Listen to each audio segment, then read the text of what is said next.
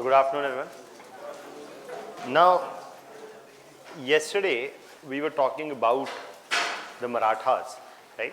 And we discussed the Anglo-Maratha wars also, and that we had seen that how the internal differences between the Marathas themselves were a key reason responsible for these differences triggering a wider conflict, right? So this is something that we have talked about before itself. Now,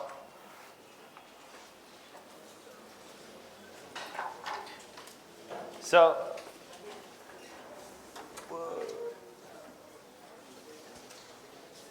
these are something that we have already talked about before. Now we can just firstly write about this. You were writing the timeline, right? So we complete the timeline. We have written till 1740, right?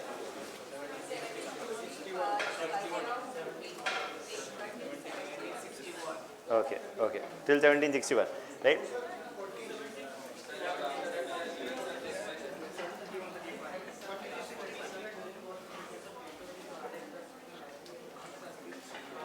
So we had written in the timeline till 1761, where we had said that during 4 decades of Peshwa rule, the Maratha influence expanded vastly, and constant Maratha raids forced even Bengal in 1751 to grant Chauth and the control of portions of Odisha region to Marathas. We had written till here. हाँ, जिसने नहीं देखा है वो बगल वाली copy में देखिए होगा. Okay. So that is something that we broadly written till. Now we are writing after 1761.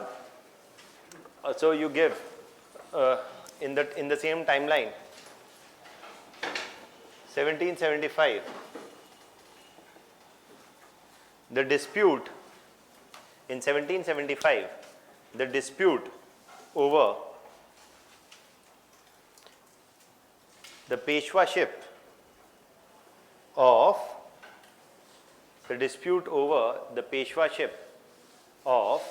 Narayan Rao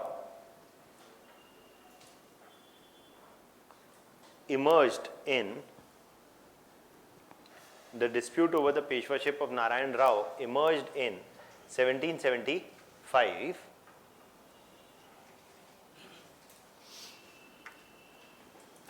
as Raghunath Rao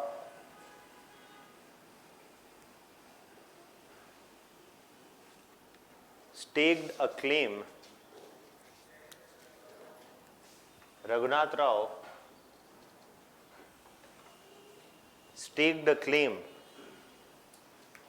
over Peshwaship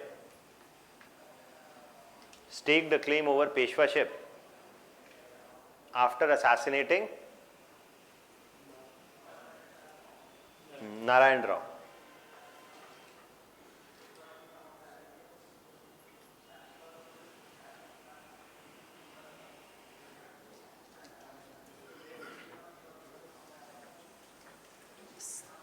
This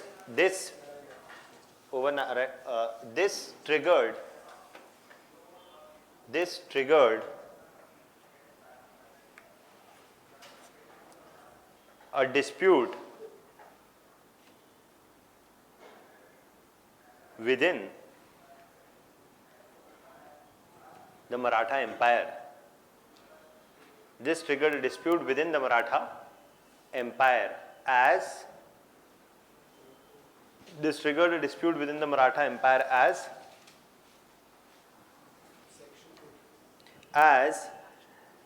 the Maratha Sardars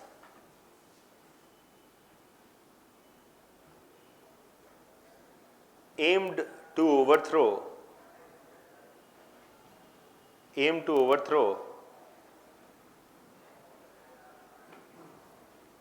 Raghunath Rao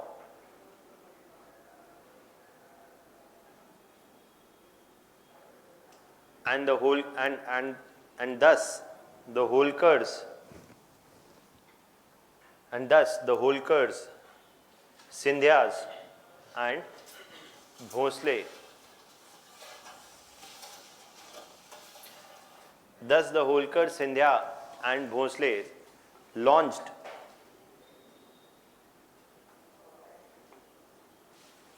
a combined military offensive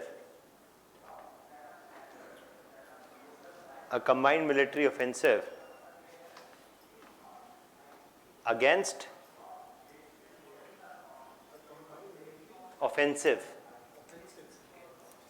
against a combined military offensive against Raghunath Rao. Against Raghunath Rao. Narayan Rao is killed by Raghunath Rao, and now against Raghunath Rao there is the combined military offensive by the Maratha Sardars. आप लिखिए सब आएगा धीमे धीमे है ना. So लिखिए आगे लिखिए. Right in the next para, in the same year, right in the next para, okay. Following the attack,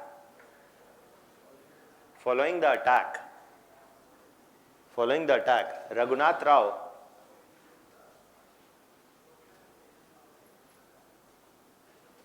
approached the British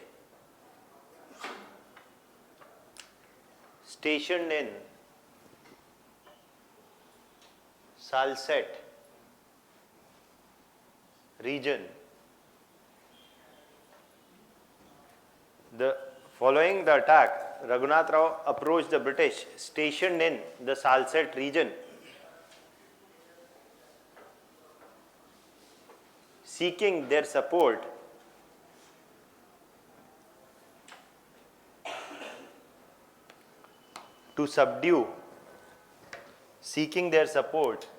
to subdue Maratha Sardars.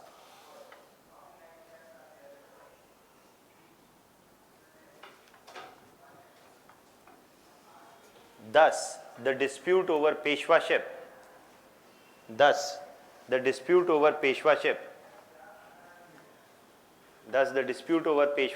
led to the outbreak of the First Anglo-Maratha War.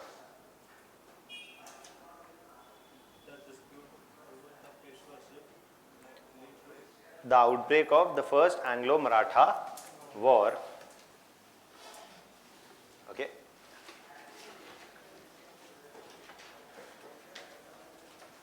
Then you mention in 1779.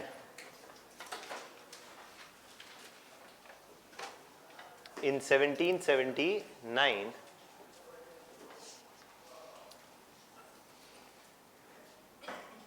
under the leadership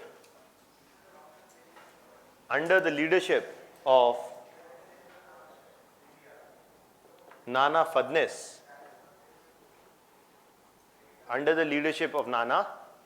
Fadnis,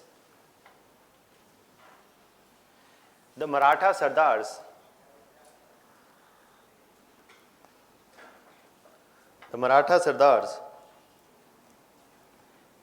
imposed a crushing defeat on the British forces in the Battle of Vadgaon. In the Battle of Vadgaon. In the Battle of Vadgaon. Fadnis rose to prominence.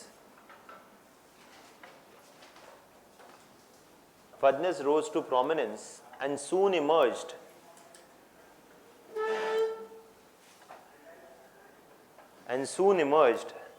as the major locus of power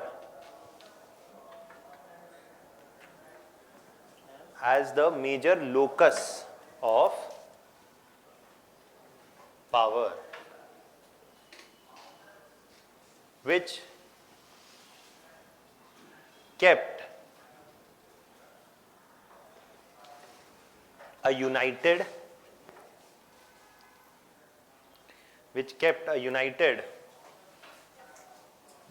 Maratha front against British.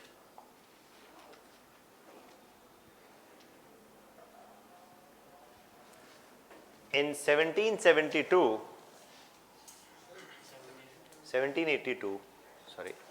in 1782, what is happening? The Treaty of Salabai. In 1782, the Anglo-French, the first Anglo-Maratha War ended with the Treaty of Salabai.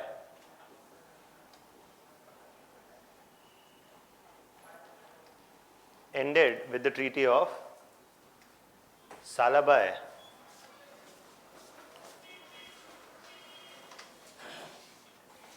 Ended with the Treaty of Salabai, in which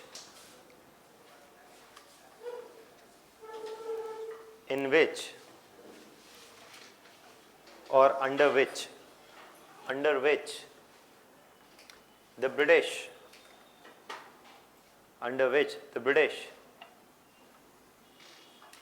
A, then you write subpoints A, B, C, D, under which the British A agreed to withdraw from the region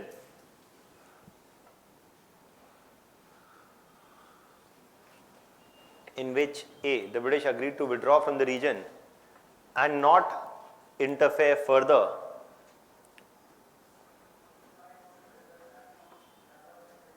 within succession disputes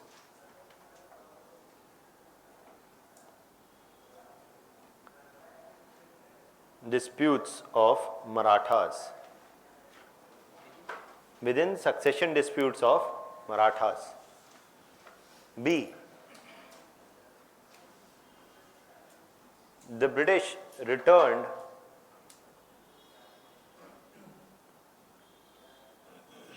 all Maratha territories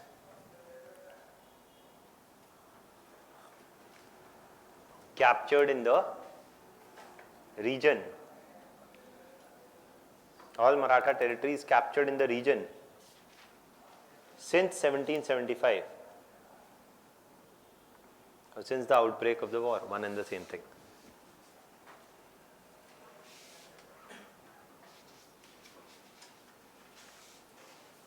In return,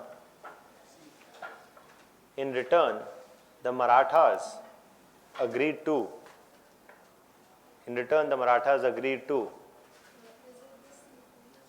no, not C point. A and B is done, then you write, in return the Marathas agreed to A. So what the British agreed to and what the Marathas agreed to, that is what we are writing. First we wrote what the British agreed to, A and B. Now we are writing what the Marathas agreed to, A and B. Okay. In return the Marathas agreed to A, grant more trading privileges. Agreed to grant more trading privileges to the British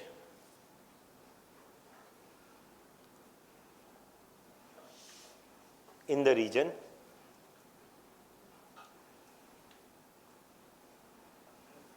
Agreed to grant more trading privileges to the British in the region. And B,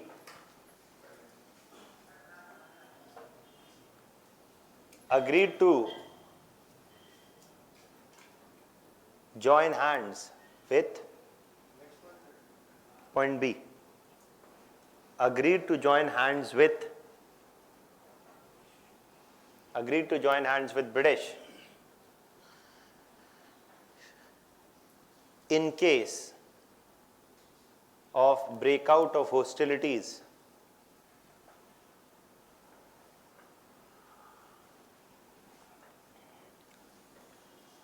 in case of breakout of hostilities with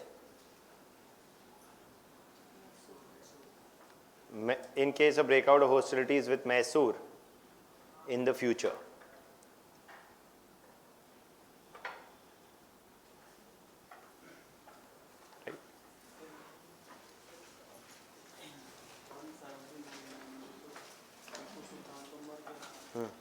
Tipu Sultan 1779 no 9 हाँ हाँ 1799 हाँ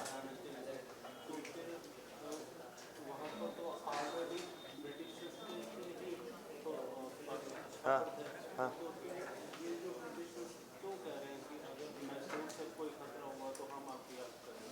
British कहाँ कह रहे हैं? British and Marathas both are agreeing to join hands. That if there is any breakout of conflict, the Marathas would side with the British. They are saying in 1782. Tipu Sultan is dying in 1799. Okay, so that is it. Now, the Treaty of Salabai thus. The Treaty of Salabai thus. Yeah, continue. A and B written, so bas, that's it. Now, just we are concluding this. The Treaty of Salabai thus brought interim peace. The Treaty of Salabai thus brought interim peace between the Marathas and British. Interim peace between the Marathas and British. And Fadnis and Nana Fadnis was a key architect. And Nana Fadnis was a key architect of this agreement.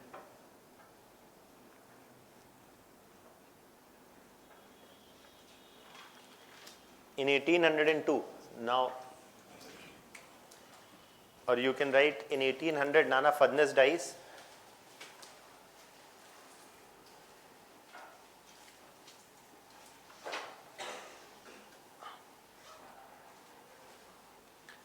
And in 1802,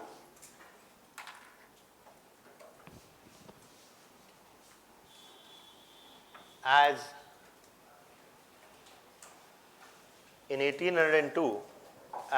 Bajirao II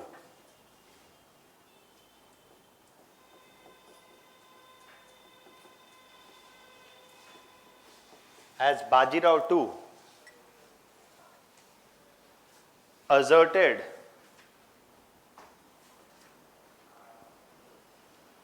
control over, as Bajirao II asserted control over Peshwaship,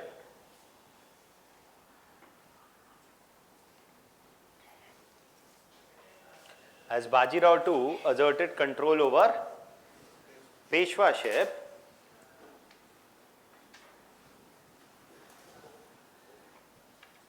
the Holkars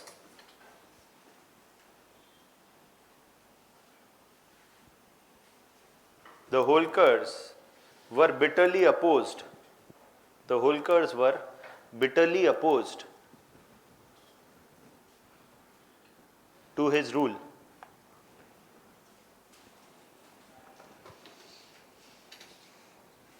And thus attacked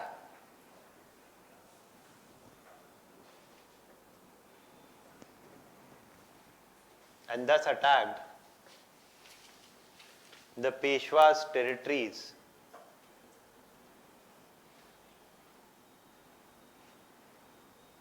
in and around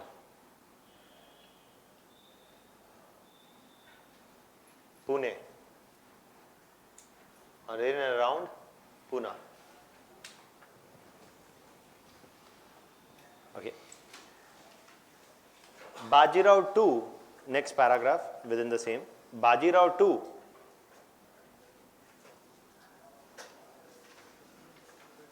approached the British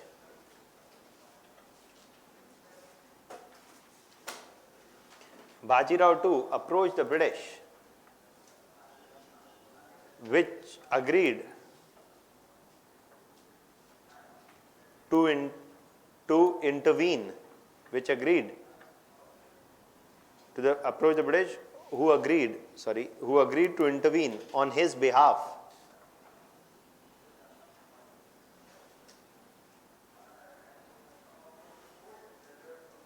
If the Peshwa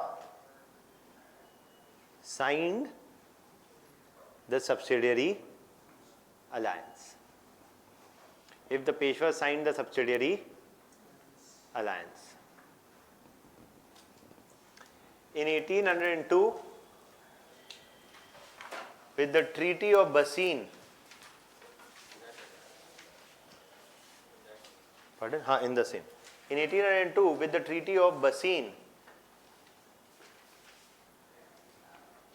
see, one of the things is about answer writing also, it is often important, आप कोई ज़रूरी नहीं है उसको 1 2 3 4 लिख के ही कोई point को number करें, but as soon as a point is ending and you're beginning another point, then your answer should not be one big paragraph.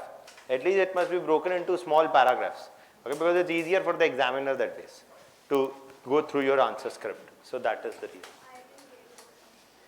That we are saying that basically if you are writing any answer, suppose you are writing causes, one major cause is ending, the other cause you are writing. You need not always mention point 1, 2, 3, 4. You can write one cause that is ended, differentiate it clearly from another cause. Don't put everything in one paragraph.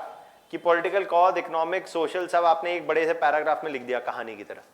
Okay, it must be clearly differentiated. It eases the pain of the examiner. If you ease the pain of the examiner will also respond similarly, right? So the Treaty of Bassein was signed in 1802. It is the Treaty of Bassein with which you see the whole subsidiary alliance system is coming into place between the Peshwas and the British. Then you give the next heading is 1803. 1803 to 1805.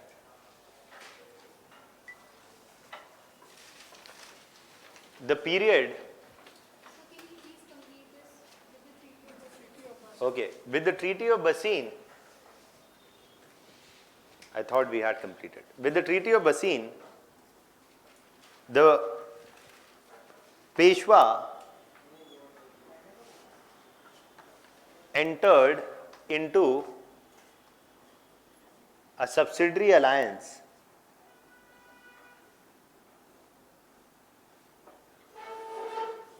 with the British, and this triggered the outbreak of second Anglo-Maratha War. This triggered the outbreak of the Second Anglo-Maratha War from 1803 to 1805.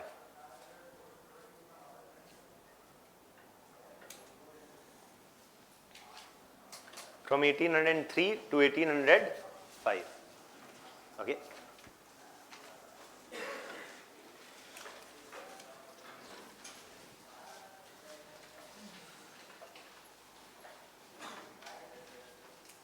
The whole curse in 1803 to 1805, you write, the whole curse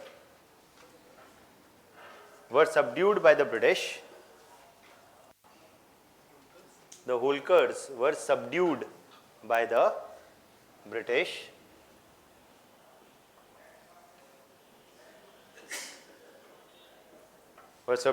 British. And the Peshwaship of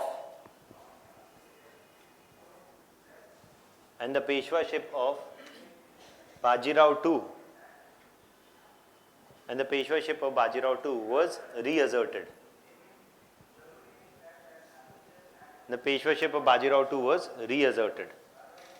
Okay, by 1805. Now what is happening after this? After this, you see that, give the next para under the heading 1805 to 1817. just a second, let's just complete that. The period saw the 1805 to 1817 period. The 1805 to 1817 period saw a decline in the authority of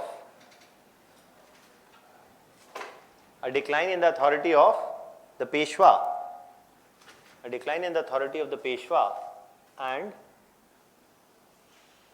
an increasing indirect influence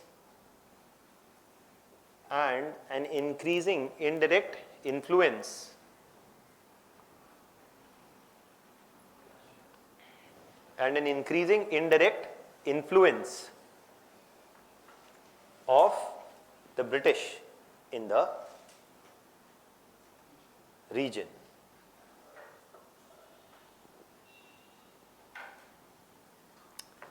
Then you give the heading 1817 to 1819. 1817 to 1819. This period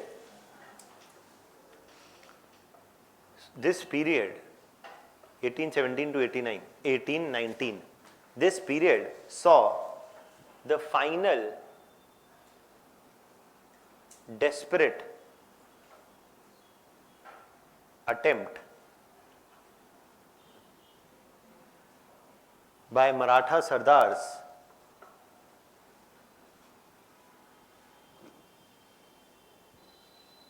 under the leadership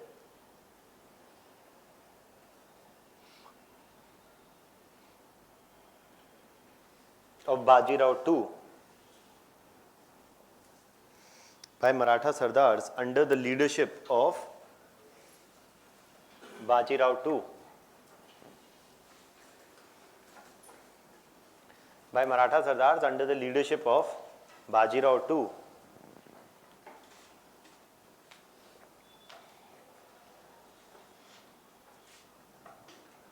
by the Maratha Sardars under the leadership of Bajirao II,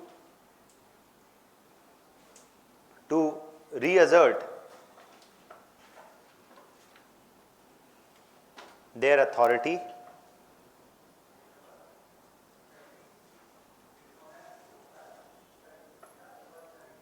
and push out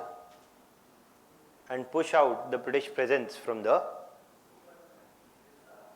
region.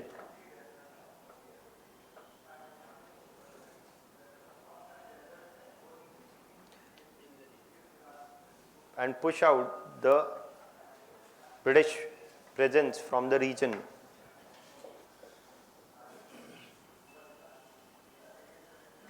However, the Third Anglo-Maratha War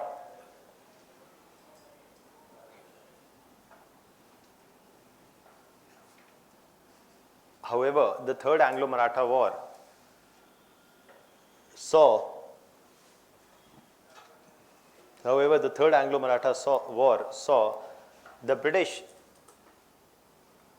impose a decisive defeat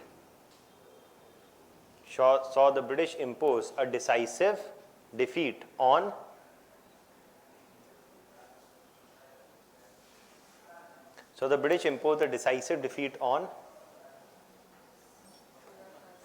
the Marathas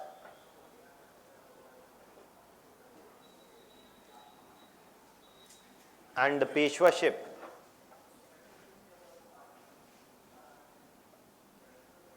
was abolished.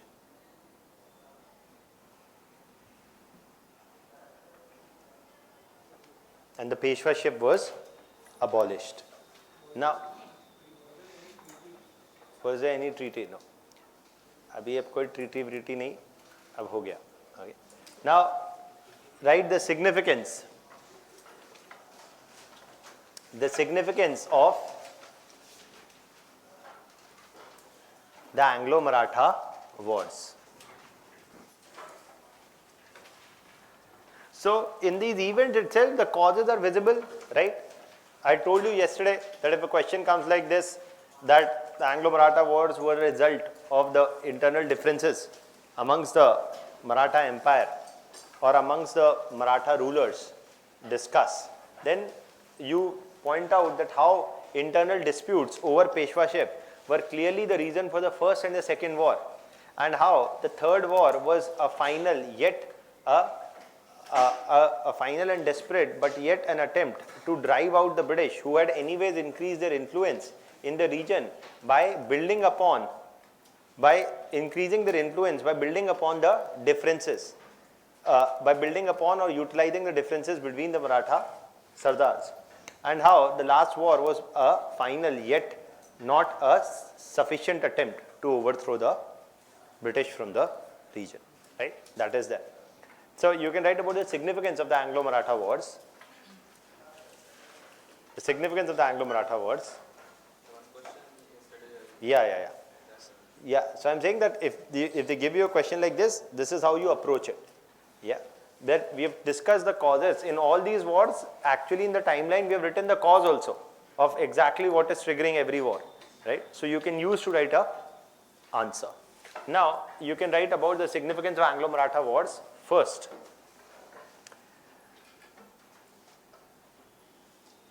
The Anglo-Maratha wars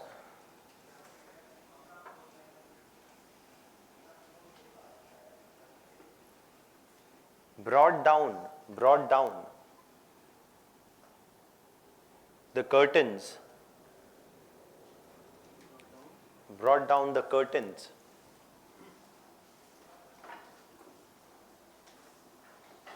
for Maratha rule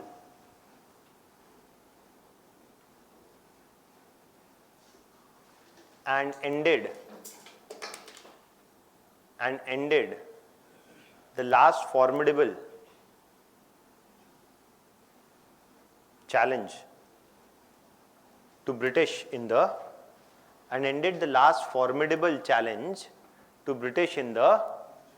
region.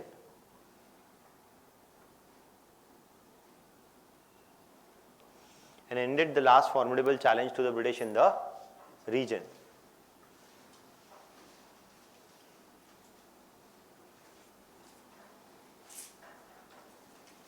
This triggered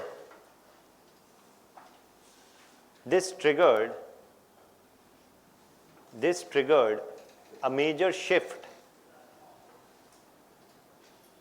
This triggered a major shift in the British policy towards princely states,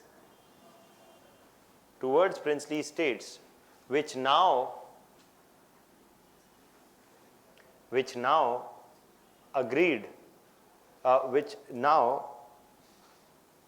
were threatened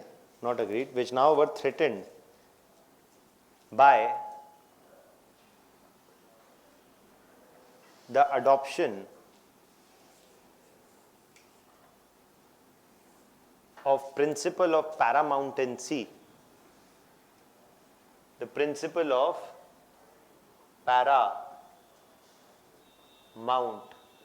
The word paramount means supreme, right?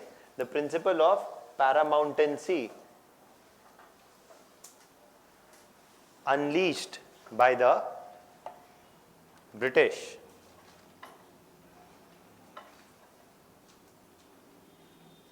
and threatened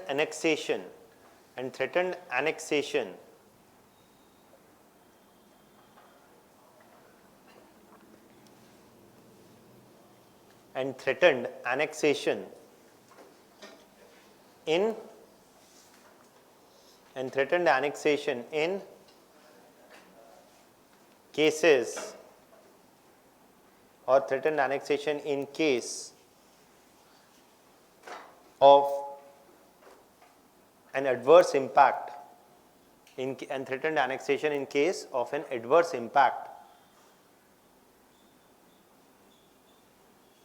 on British economic interests.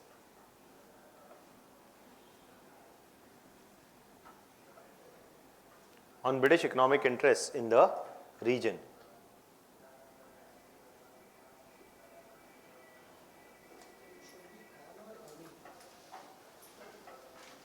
And threatened what did we dictate? And threatened a annexation in case of any adverse impact on British economic interest in the country.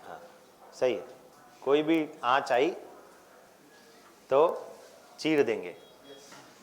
Okay, so जो मांगोगे खीर देंगे and all that, right? So Indians have too high jingoism, right? We like talk in hyperbole, right? ये कर देंगे वो कर देंगे, करना कुछ नहीं है. Okay. So there is one thing that I've always suggested: India should introduce military conscription. This is an ethical question also. That see, we anyways have a huge population, and we always say population is coming as a roadblock to vikas, right? So population becomes the obstacle to any development, and we have population which has too much nationalism, and we should include military conscription, mandatory 2-year service in the army. What do you think? Very nice. Israel has, right? We should also do the same thing. What will happen is that next time you will not say go to Siachen, because you yourself will be in Siachen, and then if you survive a frostbite, not the bullet, because more soldiers have died in Siachen to frostbite than to bullets. So if you survive frostbite, you will come and go to IIT. Otherwise, you would have laid your life in the cause of the nation. Anyways, there is so much death and glory, right? So all those who have this unaddressed desire of teaching a lesson to the opponent, they will also get a chance. India will get to use its demographic dividend, at least to put it to some use. Right, and Pakistan would be threatened that India can always आ जाएंगे वो तो बहुत सारे, right? So I personally think it's a good idea, and obviously, and then Arnab Goswami will also go for 2 years. No? If he comes back, then well and good. So, chaliye. Now the next issue that we are talking about, today is another very important topic. देखिए खत्म हो गया अभी है, painful period is खत्म, अब यहाँ से सब बहुत easy है. Okay, and that is about, for example, the first thing that we are talking today is the economic impact of British rule. It's a very important topic. Prelims और mains सब में बहुत questions आते हैं from this topic, and it will take some time for us to do this, but it's a pretty important topic. Prelims and mains, everywhere they have asked questions. Okay. And don't worry, I'll take one of those classes in which I'll discuss previous year questions and how do you approach them in the class. Okay? Prelims का भी, mains का भी. तो वो हम करेंगे, लेकिन पहले हम पढ़ें. आपको क्या होता है? See, it's a very natural anxiety. We often feel anxious कि sir, how will we write answers? How will we write answers? Once you have read and you have revised twice or thrice, only then I can explain you. And one of the best thing is, आप how मत जाइए, आप लिखिए. लिखने के बाद आप हमारे पास ले आइए, है ना? You will get it checked here anyways, and you can bring them to us, and we can tell you that this is how you could have done it. But writing should not happen without 2 or 3 revisions, ideally, because you will not, even if you knew the answer, you will only come back with saying, sir, मैं नहीं लिख पा रहा, क्योंकि आपके points ही दिमाग में, they are not crystallized. When points are crystallized, you will be able to write better. So first 2 or 3 revisions, then you start writing, and slowly you will start improving. Okay, that goes for every subject. Now let's be talking about the economic impact of British rule. What are the topics which are important here? What are the topics which are important here in the economic impact of British rule?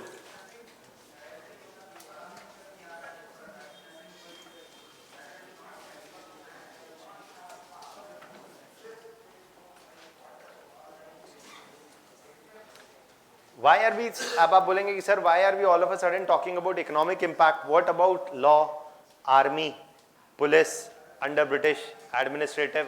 वो हम करेंगे sir बाद में, पहले ये, because there is a topic which is important both from prelims and mains point of view. Now in economic impact, we'll talk about, see, they can give you questions both in prelims and mains. In the mains, for example, they can ask you an economic impact of a particular British policy. They will not ask you to discuss the economic impact of British rule in India, but a specific question will come. For example, discuss the economic impact of the British trade policies on the Indian economy. Discuss the economic impact of the British land revenue policies on agrarian India.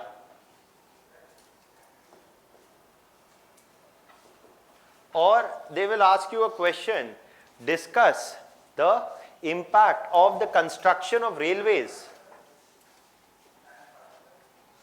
on the Indian economy.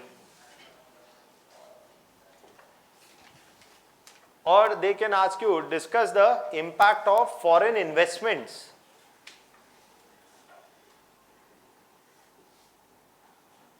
on Indian economy. So these are not same question, ये सब अलग अलग questions है on specific aspects. Okay, they can ask you. Now in the mains examination, they'll ask you discuss the impact of land revenue policies. In the prelims, for example, they've asked questions before also and they'll ask again also. That, for example, discuss the different type, that in the prelims they'll give that with respect to the Rayatwari settlement system, which of the following statements are true. Revenue settlement system in British India were of three broad types, right? Rayatwari, Mahalwari and the permanent settlement. Rayatwari, Mahalwari and the permanent settlement. तो आप उस पर pen मत लीजिए, वो मैं बताऊंगा आगे. But they will ask you more factual questions there. In the mains, they will ask you more of impact. Okay. Similarly, the same things about trade policies, etc. is also there, and it will become clear when we'll discuss. So these are the 4 or 5 major important themes that you have to focus upon in this topic. We'll start one by one. Okay. Let's first discuss the trade policies. देखिए ये पहले तो economic impact है, तो ideally तो आपको economics की थोड़ा नॉलेज होना चाहिए, but will discuss whatever basic stuff is required to understand this, will discuss.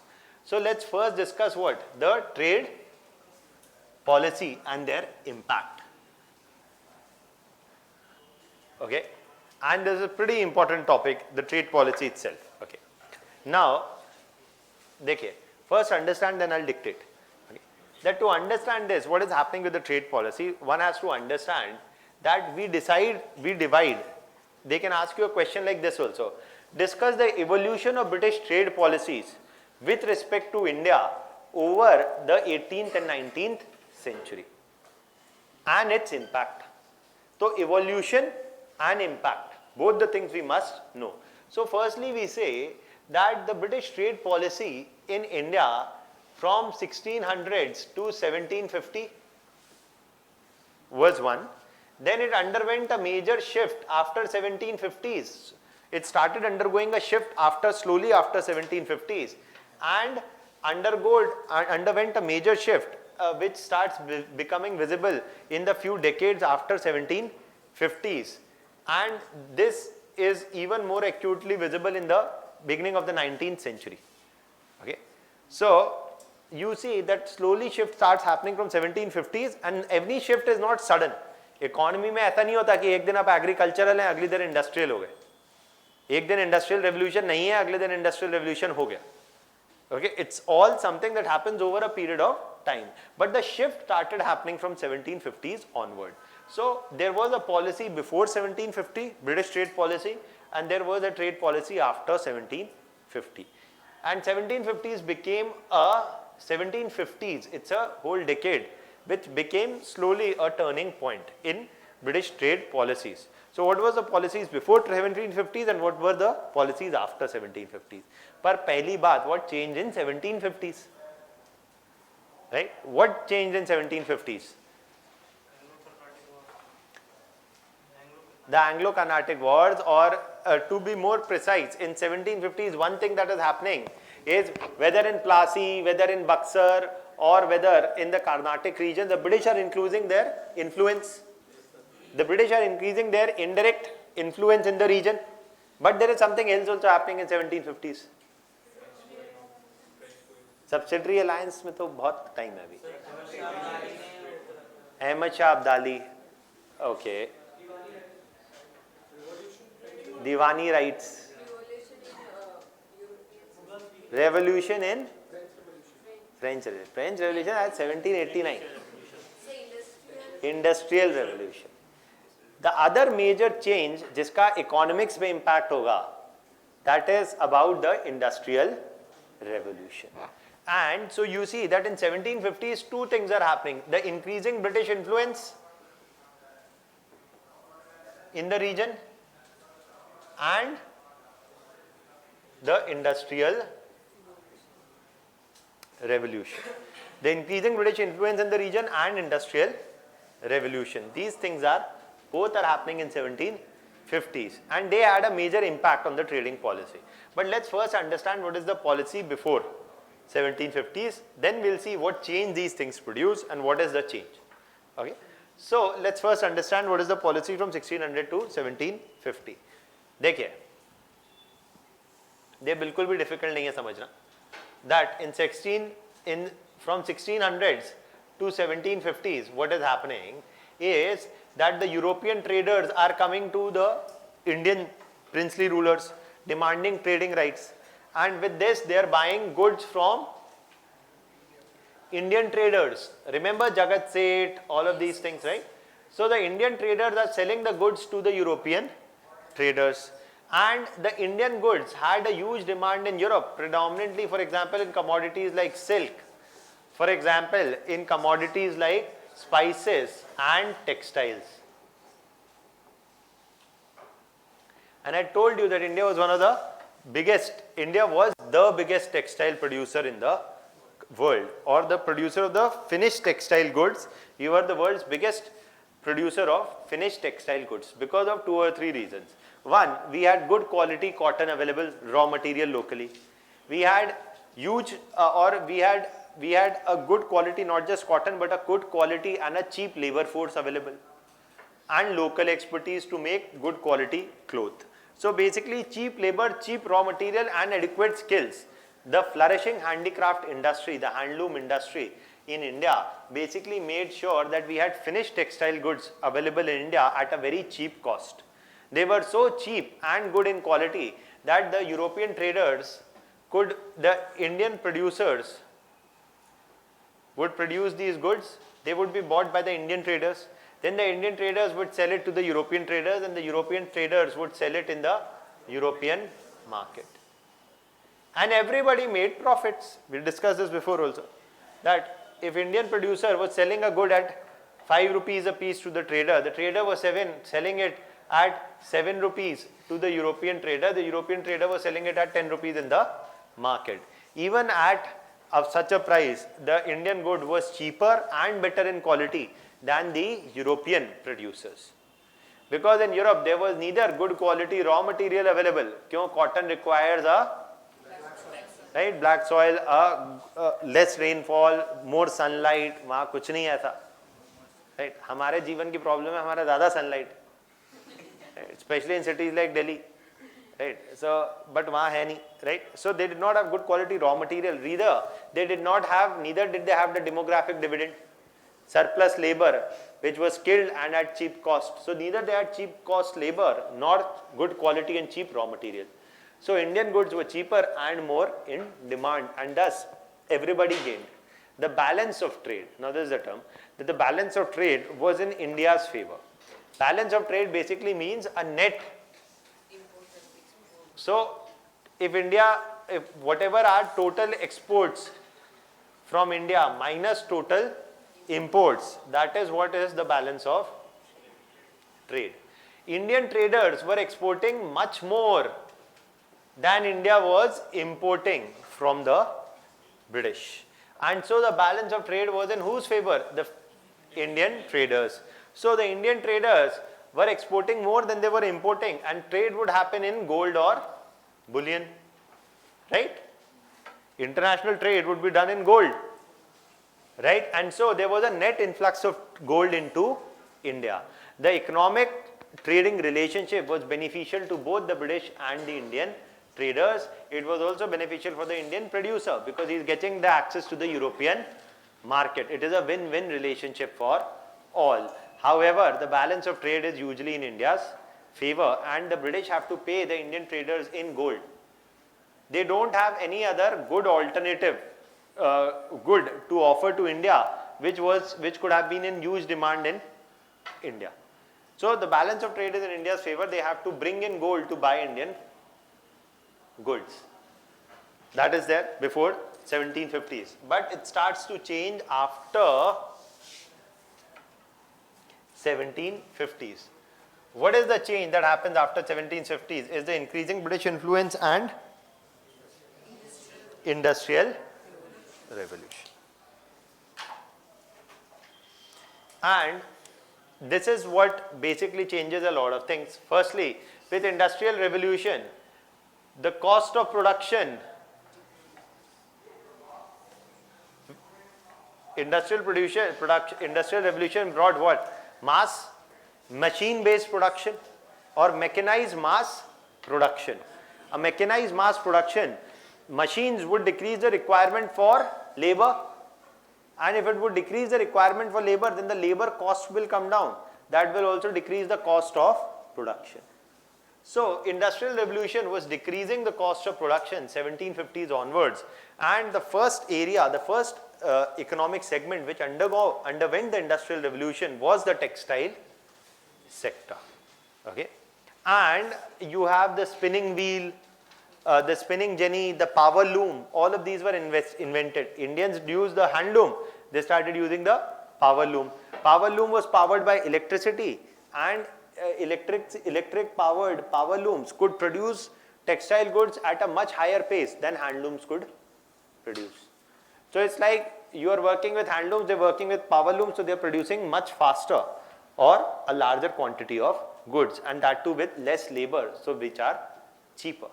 That's one thing that starts. But as I told you, no revolution happens suddenly. No industrial revolution or no economic change has happened overnight. Revolutions may happen suddenly, but economic changes do not happen overnight. So it's not that one fine day in 1750, 51, 52, 53, all of a sudden there is a dramatic shift in the textile sector. It is slow and gradual over decades from 1750s onwards. The second change is what I told you, Plassey, Buxar, etc. 1750s and 60s, there's another change happening, that the political influence of the British is increasing. And now you see, especially after Plassey and Buxar, the British are doing what? Using the revenue generated from Bengal to do what? To buy goods. So firstly, what is happening is that the East India Company is a trading company. Now it anyways has trading monopoly in the region. Now it does not also have to depend upon bringing in gold from outside. Rather, the land revenue generated from Bengal was used to purchase goods from the Indian traders. So with the land revenue itself, they could purchase the goods from the Indian traders or Indian producers directly. Either producer, trader, जो भी जिससे भी लेना चाहें, they could buy the goods by not paying, no need to pay them in bullion.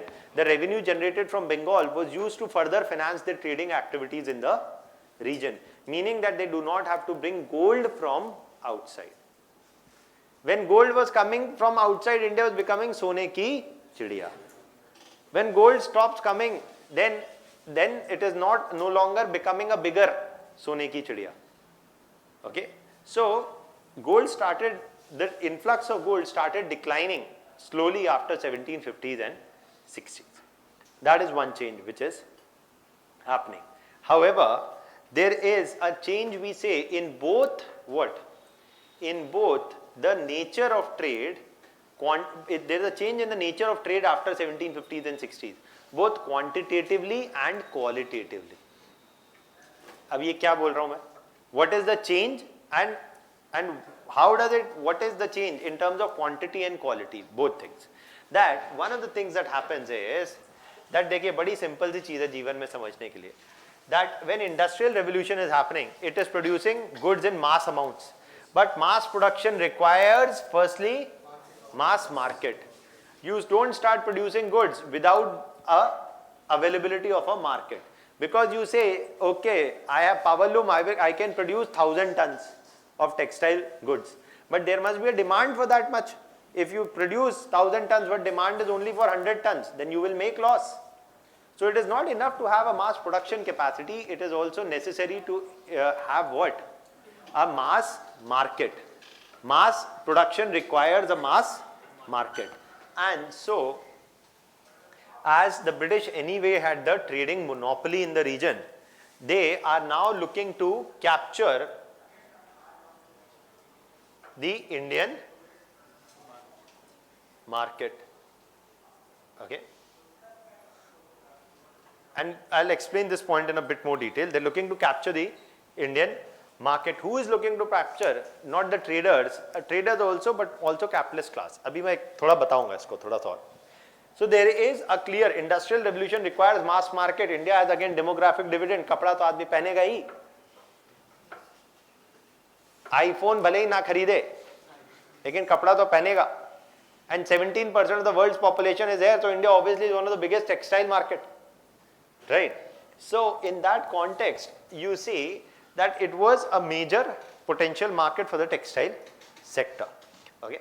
Now, and we'll talk about this. Now, what happens is that 1750s, I am saying 1750s and 60s, you see, to understand this, it's a slow change. Firstly, what happens is that there is Britain, there is continental Europe, and there is South Asia. Okay. And what is happening is this, that what is happening is that before 1757, as I just told you, that before 1757, Indian goods were brought by the East India Company and then sold into either continental European market or even in Britain.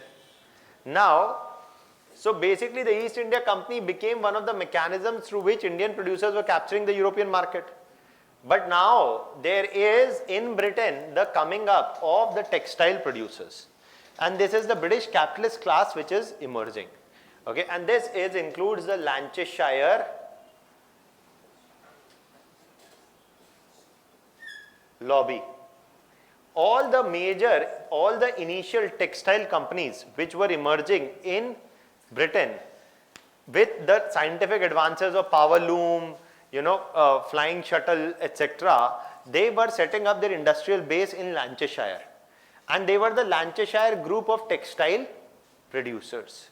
Now, these Lancashire group of textile producers were the ones who were first introducing these technologies of mass production. Okay. Now, they soon realized that if we are going to have mass production, we require a mass market. And firstly, they said, ki you have to clamp down on this. On whom? If the British producers or the Lancashire producers want to capture the continental European market, or immediately first as a first priority to capture the British market itself, they will have to compete with whom? Indian goods. And the problem is that Indian goods are cheap. So the Lancashire lobby's goods must be cheaper, but this was easier said than done. Because when you introduce a new technology, all of a sudden it does not produce a result. देखिए कोई भी होता है, एक telecom phone भी आता था, mobile phone 20 years ago was expensive. Today it's available. कुछ और हो ना हो देश में, मोबाइल सबके हाथ में, right? So the cost of new technology is initially very high, and often it takes time for it to be adopted. So initially, as industrial revolution started in the textile sector, it all of a sudden did not decrease the cost of production. As new technologies were being adopted, the cost of production in Britain actually remained high. So much so that in Britain, if the Lancashire producers' goods or Lancashire goods costed 10 rupees a piece, then Indian goods, even after including all profit margins, cost, transport, etc., only costed 8 rupees. It's like what? It's like Chinese goods for India today. Okay. So basically what is happening is that Indian goods were flooding, the Indian goods had captured the European market in the textile sector, were known for their quality and their cost effectiveness, and thus they were the ones who had captured the British market. But unless and until the British producers had the access to the British market itself, whom would they produce for? So they were facing an intense competition from the Indian producers. So they said what? Firstly, take care of this competition. To take care of this competition, the British producers appealed to the British Parliament. That Parliament, listen, your task is to protect the interests of British producers. And you must protect the interests of British producers. Parliament asked, how can we do so for you? The Parliament was told that please impose what? Please impose high custom duties. So, if you impose a custom duty of 40%, then this 8 rupee good will already become 11 or 12 rupee good. Right? So, it will become 11 or 12 rupee good, and this is what will do, that it will protect the British market for British producer. Indian goods will have to pay a custom duty. देखिए बड़ा simple है. हमारे देश में one of the reasons why you still have to look up to a Maruti is because Audi cannot be sold without 0% import tariff. Right? आप सबके पास Audi होती. German or European cars have to face an import duty of 40 to 100%.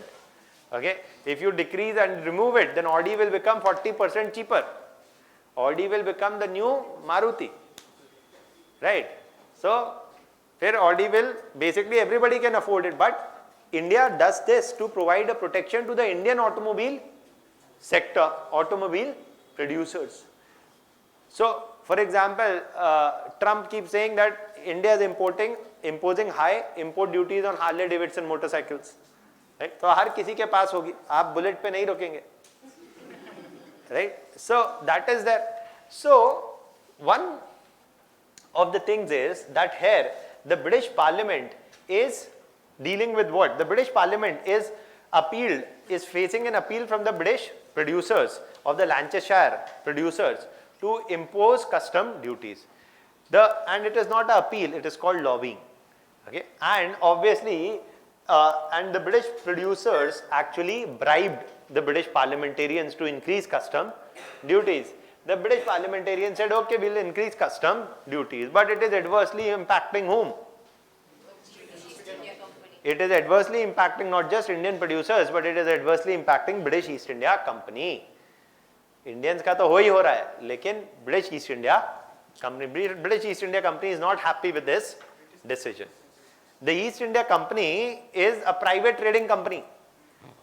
The British producers are also private producers. It is the interest of the British trading class in coming in conflict with the British industrial class. Okay? So this is a period of transition. Now, how does this get addressed? Is that this story goes further. What happens is that the Parliament goes in favor of the British producer and not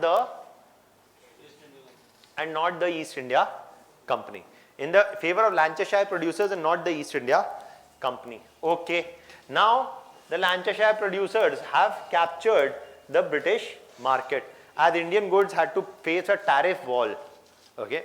But now the Lancashire producers, capitalism says, ye dil mange more. We want a bigger market. देखिए capitalism की ये दास्तान है. Capitalism requires one thing, and that is free market. Okay, capitalism requires one thing: private owners of industries and a capitalist system based on private ownership of industries. कि जीवन में एक ही तमन्ना है, free market. And कोई और free हो ना हो, market must be free, so that goods can move freely. When you say free market, meaning no other country, no other side must import tariff barriers or other kind of barriers. जैसे हमने अपने आम बेचने Europe में, India wants to sell Alfonso mangoes in Europe. European says your mangoes are not safe, because of health issues.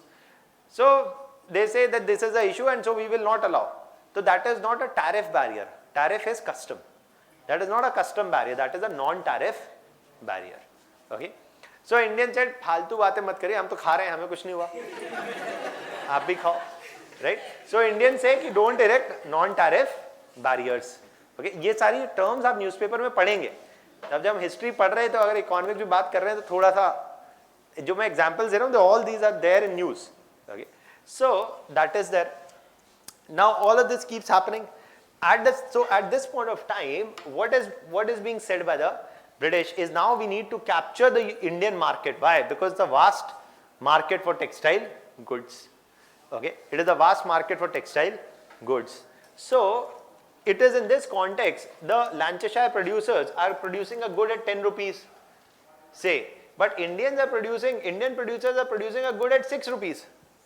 वो तो cost लगा के सब transport etc. Indian producer producing at 6 rupees, British producers are producing at 10 rupees. Initially their cost of production was say 12 rupees, now slowly it has come down to 10 rupees. It all slowly, their cost of production had also started decreasing, but still even then it was higher than that of Indian producers. So capturing the Indian market was very difficult. Now if India would have had an independent government, India would have said, if you will impose a tariff barrier on us, we will also impose a tariff barrier on your goods. If Indian goods have to face 40% tariff in Britain, then India would also impose a 40% tariff on British goods being sold in India. China or US may, right? This is what you're seeing, right? That we will impose, that is what is there. But that is firstly not possible here. So वो तो आप भूल ही जाइए that India can protect the Indian market from British exports by imposing a tariff wall. Why? Because the British are already increasing their influence in the region, getting trading monopoly. On top of that, आप बोलें कि नहीं हम trade नहीं करने देंगे, तो this is not going to happen, right? So there is no question of that happening, of Indian states retaliating against the British by imposing tariff barriers. That's not possible. Secondly, but the problem is that this goods in India, the monopoly of doing trade in India belong to the East India Company, and we'll talk about Charter Acts, all these things, etc. East India Company is getting has the monopoly to do trade, but उसके लिए problem है कि it is buying at 10 rupees, and if it has to sell in Indian market you have to sell at 6 rupees or less, right? Otherwise Indians won't buy. It has to be at the same price or cheaper.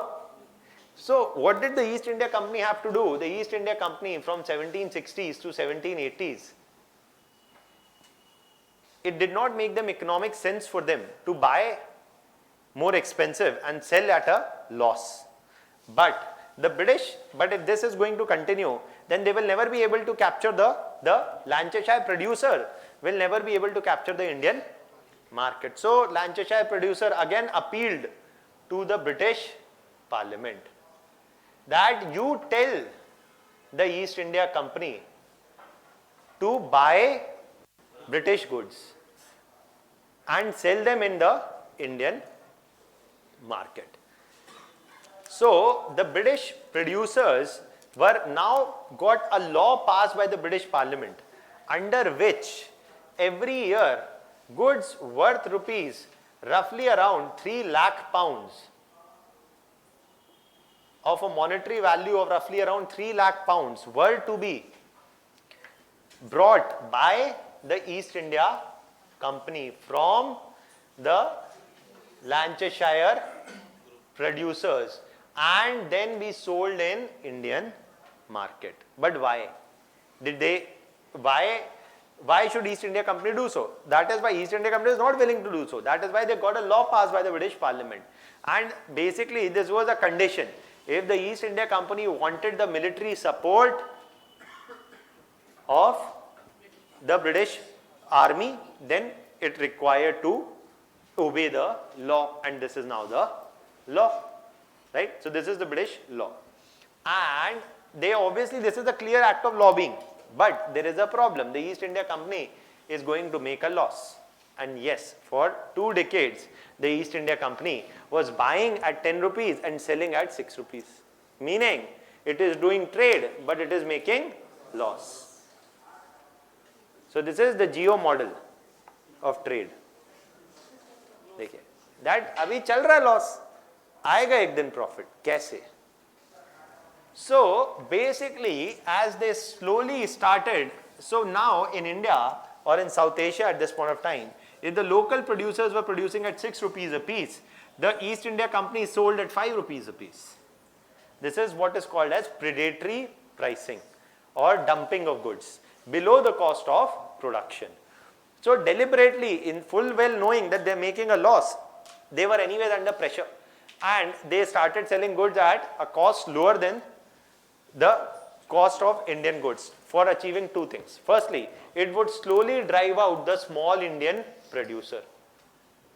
Slowly, small Indian producers will start losing out on the Indian market to the British goods. Right? The slowly will start losing out on the Indian market to the British goods, and this is a problem. Why? Because slowly and slowly Indian producers will be wiped out from the Indian market. They will not be able to compete with the cheaply produced or the cheaply sold British goods, even though they may be, even their cost of production may have been higher, but they will start making losses and they will be driven out of the Indian market. Now it will give the monopoly to whom? The British East India Company. So the British India Company, when the competition of 6 rupees will end, it can always increase it to 7 rupees. That is possible. If you have monopoly of the market, you can always dictate the prices. देखिए, अगर आप ही अकेले हैं, which supplies a commodity, then you are the sole supplier, you can always dictate the prices in the market. But also there was the other possibility, and this is also what was going on simultaneously, that they did slightly increase the cost of goods after 1780s, but even the selling price of goods partly after 1760s, a selling price of goods was also increased after 1780s, but the cost of production is coming down over decades. Right? Slowly and slowly every new technology gets more efficient and it starts decreasing the cost of production. So on the one side, the cost of production slowly started decreasing. So now the goods were no longer being sold at 10 rupees to the East India Company. The price started coming down, 8 rupees, 7 rupees, etc. because new technologies and new technologies and mass production slowly brought down the cost of labor in Britain. And anyways, the competition from Indian producers is being wiped out. And so slowly the time will come when Jio will make profits. Right? When the Jio started selling telecom, under the 4G auctioning data at cheap prices, it forced the merger of Idea and Vodafone. Okay? क्योंकि अकेले idea तो वैसे भी कुछ नहीं हो पा रहा था, and after Jio तो बिल्कुल भी नहीं हो पा रहा था. Right? So Idea started making losses. Vodafone and Idea merged together. Okay? So you often see smaller players try to actually join hands to try and compete with the bigger players. Now but if this is not checked, then there can always be a monopolization in the market. उसको रोकने के लिए भी समाधान है. You have Competition Commission of India, many other things are there today to deny a monopoly of the market to any one player, because monopoly can always result in price distortions. आप पढ़ेंगे economy में. Just to give you that context. So what is happening now? With industrial revolution, with Indian market being flooded with British goods, the balance of trade is now shifting in whose favor? British. So bullion is now, or gold is now going out of India. So now सोने की चिड़िया is no longer remaining चिड़िया or सोना, whatever, right? Basically gold started moving out of India. There is a qualitative shift. There is a quantitative shift in the balance of trade. From being a exporter of goods, we are predominantly becoming a market for goods. Okay, and also we were historically the exporter of finished goods, right? But after industrial revolution, India is becoming a market for finished goods and becomes a supplier only of raw materials. Right? जैसा अभी China के साथ होता है, we give China को iron, China makes processed steel and then sells it in the world, including in India. Right? In fact, China produces half of the total steel produced in the world. Okay. So that is why, and India also imports high grade finished steel from China. So in that context, you see, this is the qualitative shift. एक तो quantity का shift है, that from being a supplier, from being the chief exporter, India is becoming a chief importer, and that is the shift in quantity. But the qualitative shift is from being a supplier of finished goods, we are becoming a supplier mainly of raw materials. So that is why Karl Marx said that industrial revolution has produced one of the most unimaginable consequences by converting a country, converting the mother of cotton, that is India, historically converting the mother of cotton, that is India, from being a vast producer of goods to becoming a vast market for cotton goods. And this could not have happened without two things: industrial revolution and the British colonial or the British imperial presence in the region. देखिए ये हो ही नहीं सकता only on industrial revolution basis. Merely technology did not change anything, because you have to have a policy which supports adoption of certain technology.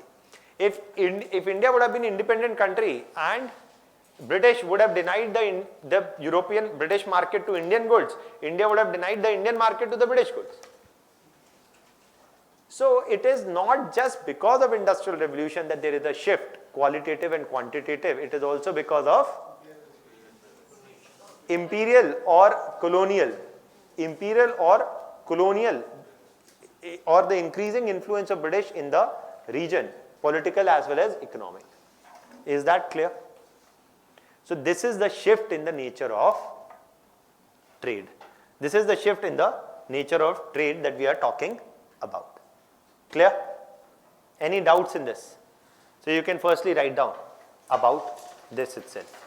And this is what we say, what is the impact of this? It produces 2 or 3 impacts, bade chote chote. It leads to deindustrialization in India. Industrial revolution of Britain was leading to deindustrialization in India. Why? Because our producers are losing out on our market itself, right? And that is why we say that the industrial revolution in Britain led to deindustrialization in India. 2 major economic activities in India were either agriculture or handicrafts or handlooms. And these handlooms are suffering a major setback. So unemployment is going to increase or decrease? Increase, right? So unemployment increased, deindustrialization happened, and India became a supplier of raw materials from historically being a supplier of finished goods. एक last point or. One of the things also is that you should know there is a theory of comparative. चलिए छोड़िए वो सब. अभी बता आप इतना याद रखिए कि in a value chain of a product, suppose there is cotton, then it is converted into yarn or cotton yarn, and then basically converted into the final shirt, yeah, right, fabric, then final product, right? And that is how you see there's a value chain from raw material to the end finished product. Now economic theories have consistently pointed out the fact that often in this value chain, the more up you are in the value chain, the major share of profit will go to you. Okay? For example, just to give you a context, for every Barbie doll which is made by a US company and sold in the world over, it is manufactured in China. But China gets only 17 cents of every dollar for manufacturing the doll. A larger part of the profit goes to the marketing, R&D, all of these things. This is a current example. But here also you see that the finished goods, those who made the finished goods got the largest amount of profits. Those who supplied the raw materials only got a very small amount of the final cost of the good. Okay, so not just Indians were supplying raw materials, the economic gains of these activities were largely cornered by whom? British. क्योंकि आप बोलेंगे कि sir agriculture को तो Indian agriculture is at least getting a market, raw cotton को कोई जगह तो मिल रही है जाने के लिए. देखिए ऐसा है कि हमेशा there will be some amount of import and export.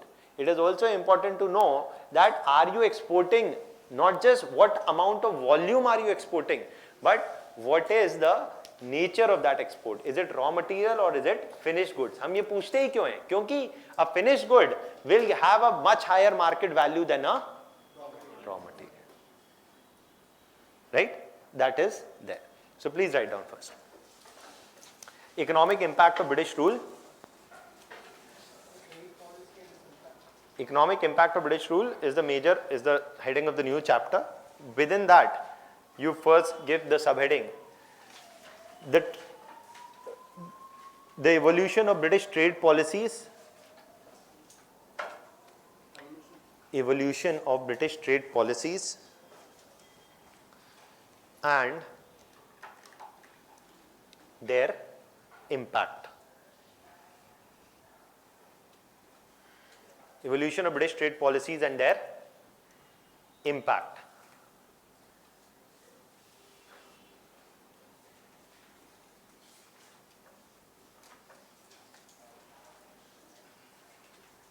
The evolution of British East India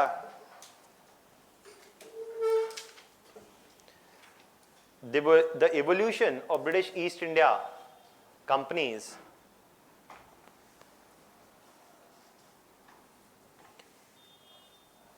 trade policies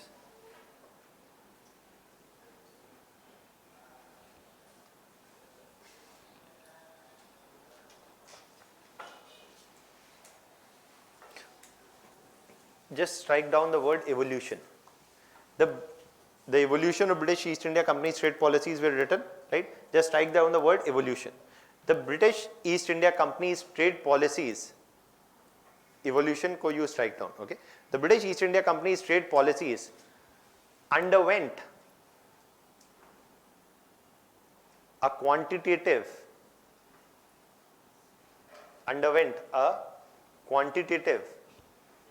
and qualitative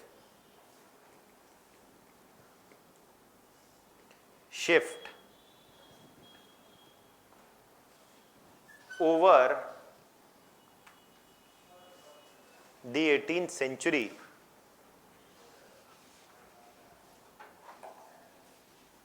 particularly after 1750s. Particularly after 1750s, as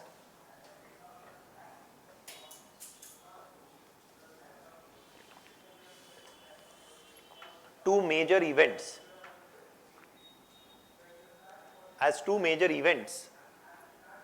were witnessed during this period. A,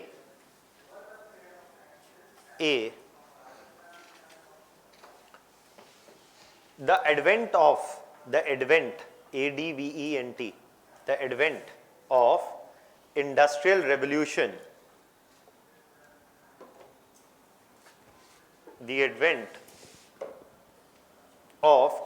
revolution, in Britain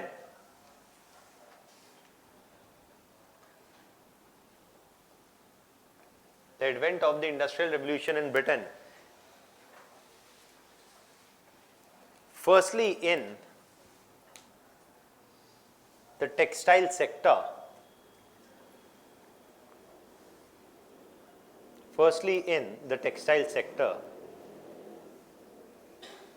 and second, the increasing British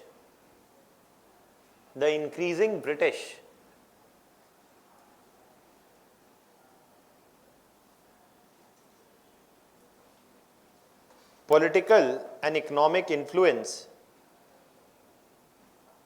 the increasing British political and economic influence in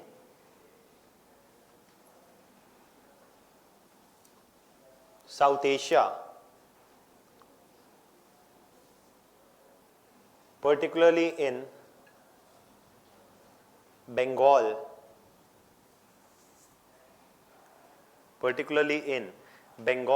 Hyderabad,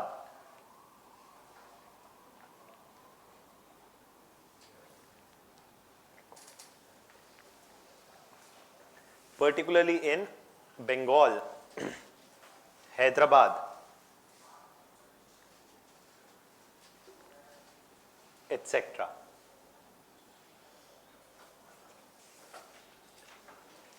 Next para. The major shift or the major shift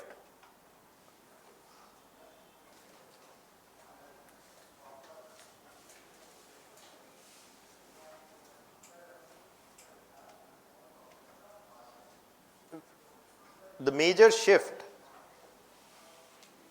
or sorry the major trade policy from 1600s, the major trade policy from 1600 to 1750s, the major trade policies from 1600 trade policy from 1600s to 1750s relied upon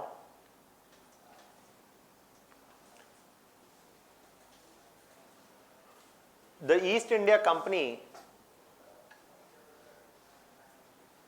purchasing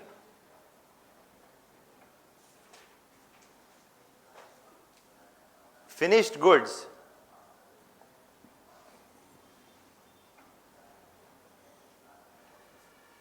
from Indian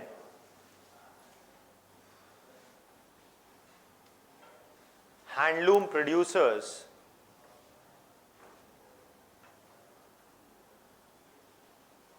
and traders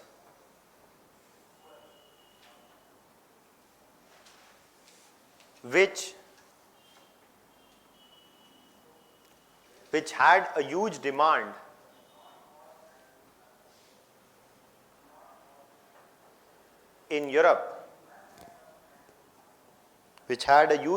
in Europe, given their superior quality and low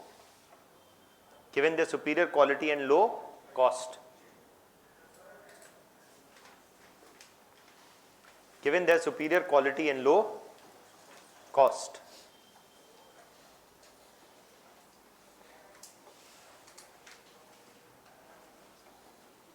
Thus, the balance of trade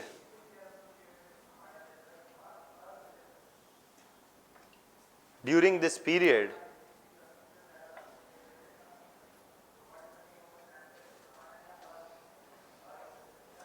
was hugely in favor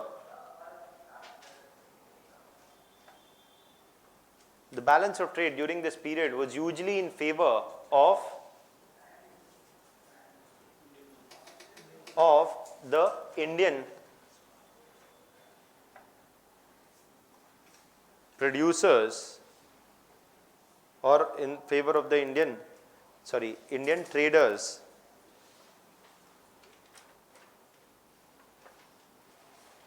and resulted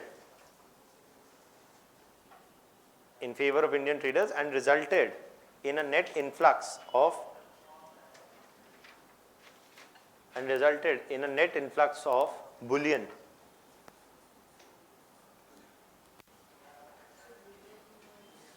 Bullion is the term which is used for gold.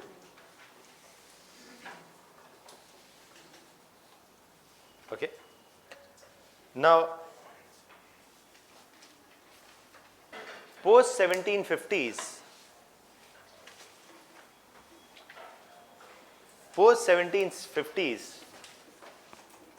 a one-sided post 1750s, a one-sided free trade regime.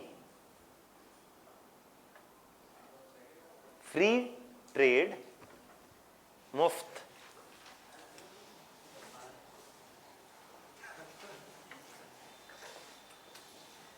One-sided free trade regime. See, what do we mean by free trade? Meaning that there are no tariff or non-tariff barriers.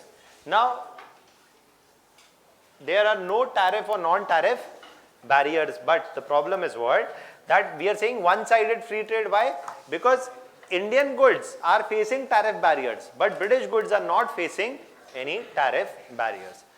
So post 1750 saw the imposition of one-sided free trade regime.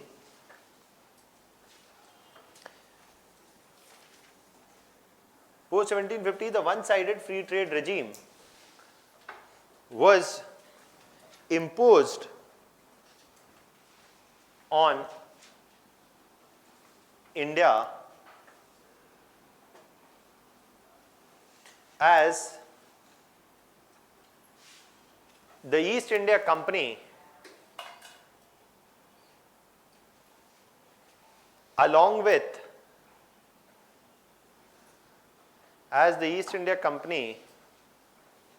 along with the Lancashire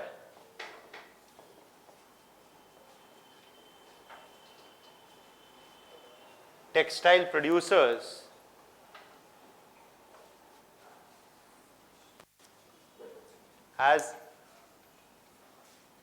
the East India Company along with the Lancashire textile producers flooded the Indian market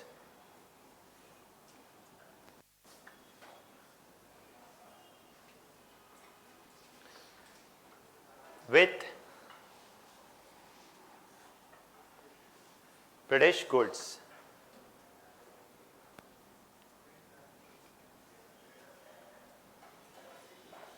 Just a second, I'll give you time. Is this much clear? Let's just completely write down and then I'll give you time to ask question. With next para.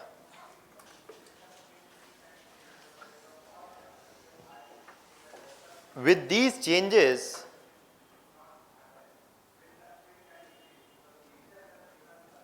a qualitative shift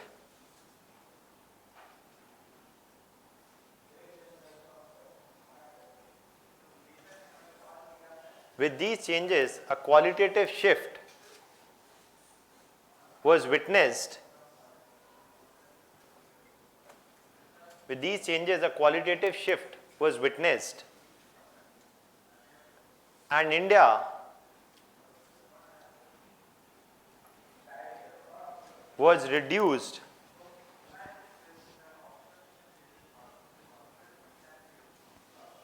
to a status of supplier of a raw material. India was reduced to the status of supplier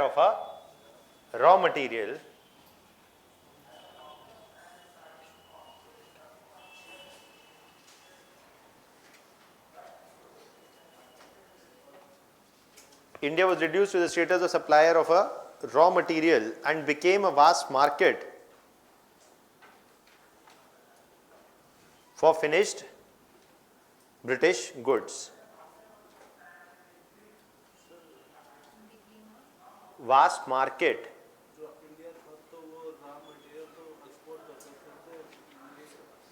India was reduced to the status of supplier of raw materials and became a vast market for British finished goods.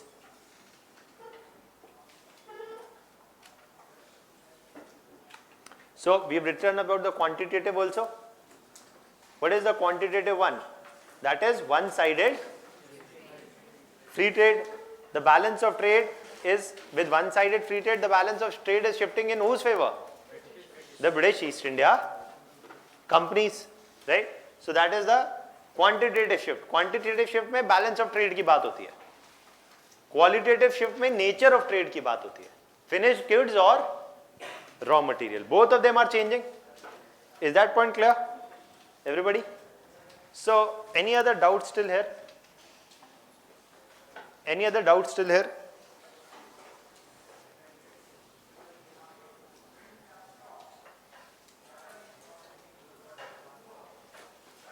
Just add one more line.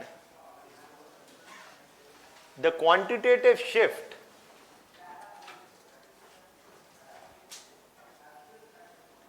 had also, the quantitative shift was also witnessed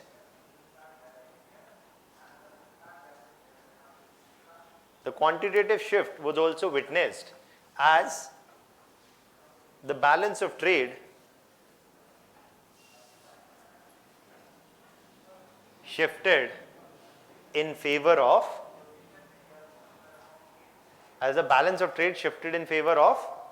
the British.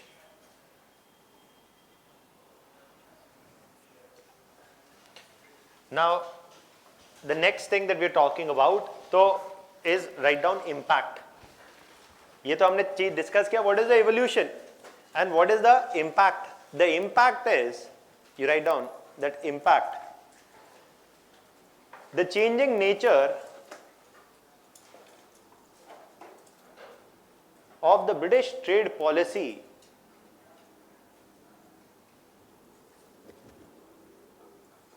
towards India, the changing nature of the British trade policy towards India brought about deindustrialization,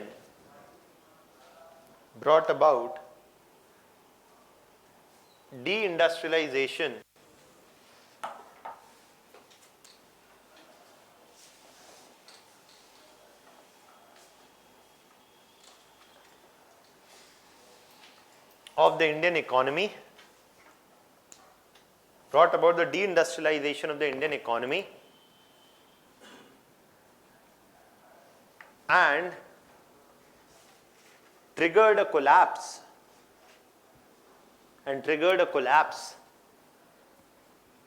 of the handloom industries,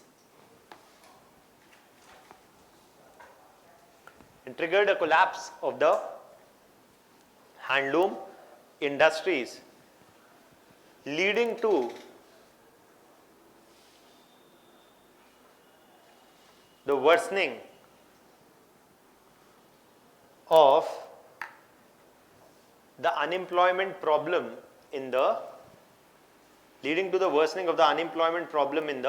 region.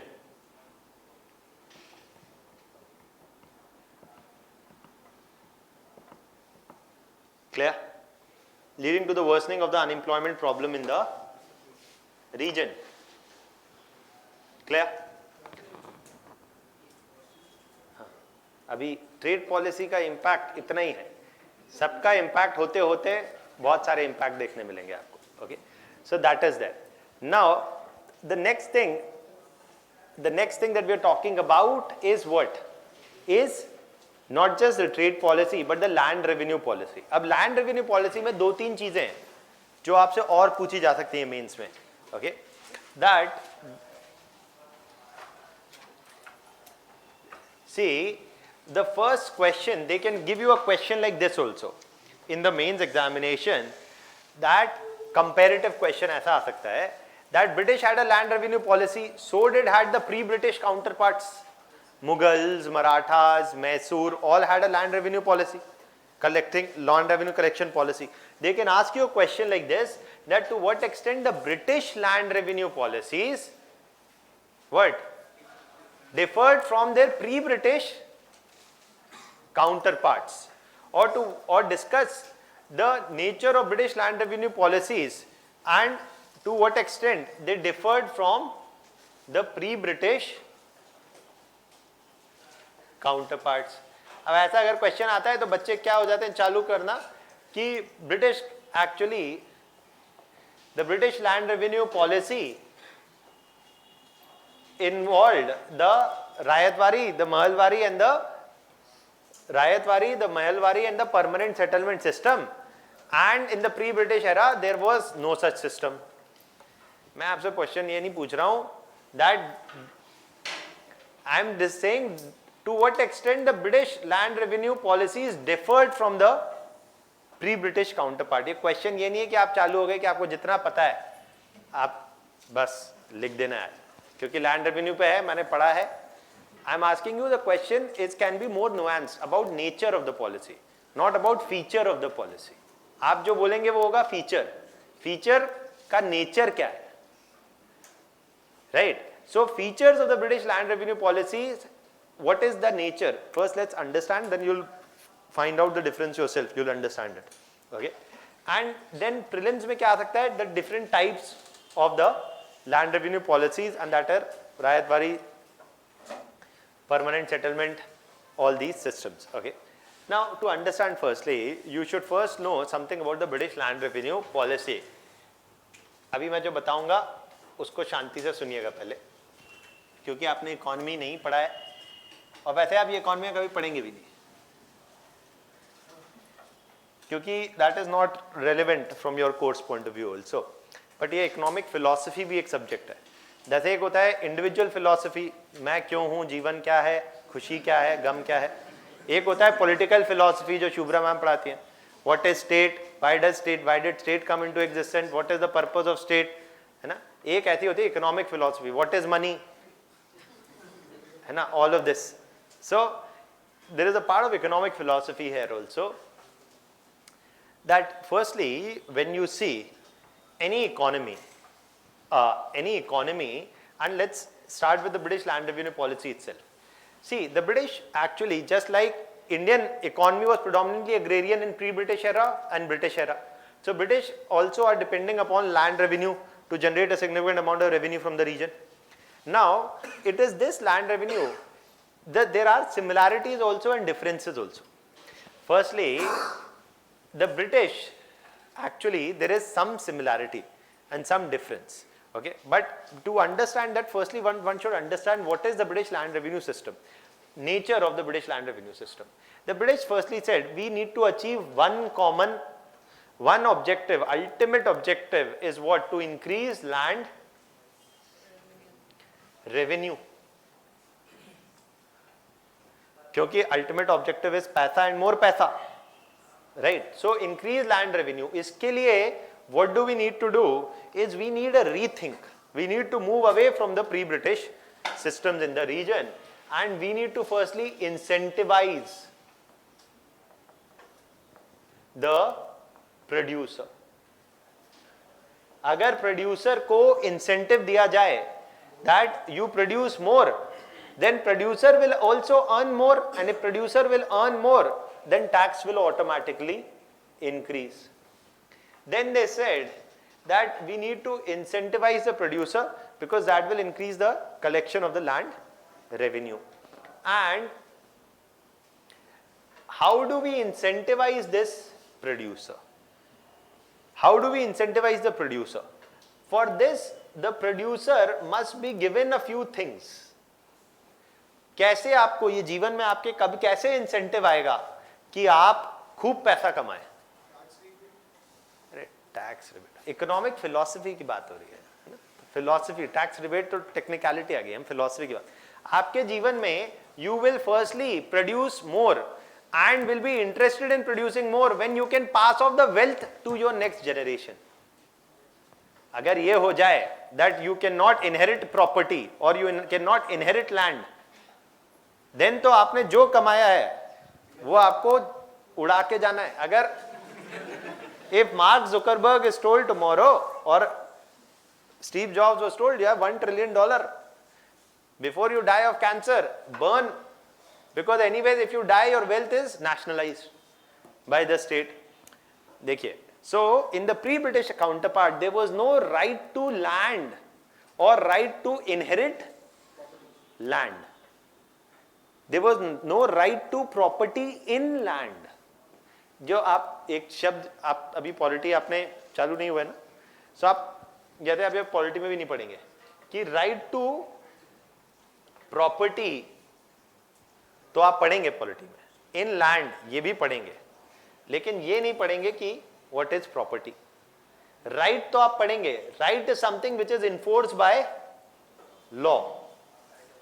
That if this is my land, you try to forcibly acquire it, I can go to the court, and the court will ensure that my right is respected by other citizens also and the state also. ऐसा नहीं कि भारत सरकार ने आया बोला कि यहां metro बनेगी और यहां कुछ भी होगा तो दे दो अपनी जमीन. It is my land. If the state also wants to take, it will have to pay some compensation, something, right? So that is a right is legally enforceable. Okay, and judicial remedies are available for ensuring that rights do not get compromised. But what is property? What is property? Can this duster be my property? Can this pen be my property? So what is property? Something earned by labor. Anything else? Philosophically, if we think some things which motivates you to earn more property. Something that motivates you to earn more property. Whatever you own. Anything else? Which has some value. Yes, you're going there, getting there. Which has some value. But what value? Material value. Monetary value. देखिए, anything becomes a property when it has some monetary value. But अब बोले इसमें क्या है sir inside फालतू में, अभी बता रहा हूँ इनसाइड आ रहा है. That this monetary value of anything is determined by what? By its features, by its utility. Utility, if it was to determine the cost of anything, then many things in this world would not have had that higher price. Demand. Exactly. The economic value of any good is determined by two factors, demand and supply. But even demand and supply se pehle, so firstly you need a market for any good. Then only property makes sense. I say this is my property, but there is no demand for this in the market, or there is no market for this good. Then this is no longer actually, क्या करोगे इस property का? Suppose I have this duster, I say that this is duster, आप बोले we don't want it, we don't need it, we don't use it. So is this something which has a market? No. अगर कोई बोलता है कि ये क्या है, मैं बोलूं एक पत्थर उठा के that this is something that is my property. आप बोलेंगे इसका मैं क्या करूं? If it has no intrinsic value, it has no market value. If there is no demand in the market for this, I may keep it, inherit it, whatever I may do. This does not have any, it does not have any economic value. Why? Because the market does not have any demand and supply for it. And this is what is important, because the value of any commodity is partly being determined by the demand and supply of that good. But at a fundamental level, even below this lies something more interesting that I'll come to in a minute. Okay. So right to property in land, meaning land in the pre-British time, land could never be bought and sold in the market. There was no market in land. Why? Because all the land belonged to the king or the state. And since all the land belonged to the king, there was no question of a property in land. Okay? There was no funda of a property in land because land itself did not have a market. तो property तभी बन सकती है कोई चीज जब उसके लिए कोई मार्केट हो. अगर उसका कोई मार्केट ही नहीं है, then there can be no property at a fundamental level. It is only when there will be a market in land, it makes sense to have a right to property in land. Do you hear that there is a market in free air? There is. India also air filter. Okay. So what becomes a commodity or not, and that is what is also linked to this. This is also called as the commodification of land happened under the British. That something that is bought and sold in the market, that becomes a commodity. Okay. When something which was not a commodity before but becomes a commodity today, is what is the process by which something becomes a commodity when it was not previously, is commodification. जब भी ये suffix लग जाए, fication or ization, that is something that refers to a process. They ask the question in your mains examination in GS paper 1, and that asks you what is secularism and secularization. Okay, so जब भी ization लग जाए, it refers to a process. So the process by which something which was not a commodity before is converted into a commodity today is called as commodification. And this is what happens in British. The British introduced a market in land where there would be buyers and sellers, where there would be the right to inheritance of land as a property. All of this is something which is introduced by the British. British are introducing a completely new system. Real estate ka janam British से हुआ by and large in India. There is no blanket thing, it is by and large. Okay, that before the British came into India, there were no buyers and sellers in land. There was no inheritance of land as a property, because there was no idea of a market in land. There was no idea of property in land, because land all belonged to the king. Land was not a commodity before the British. ऐसी कोई commodity, ऐसी कोई चीज है जो आज commodity है लेकिन पहले नहीं थी?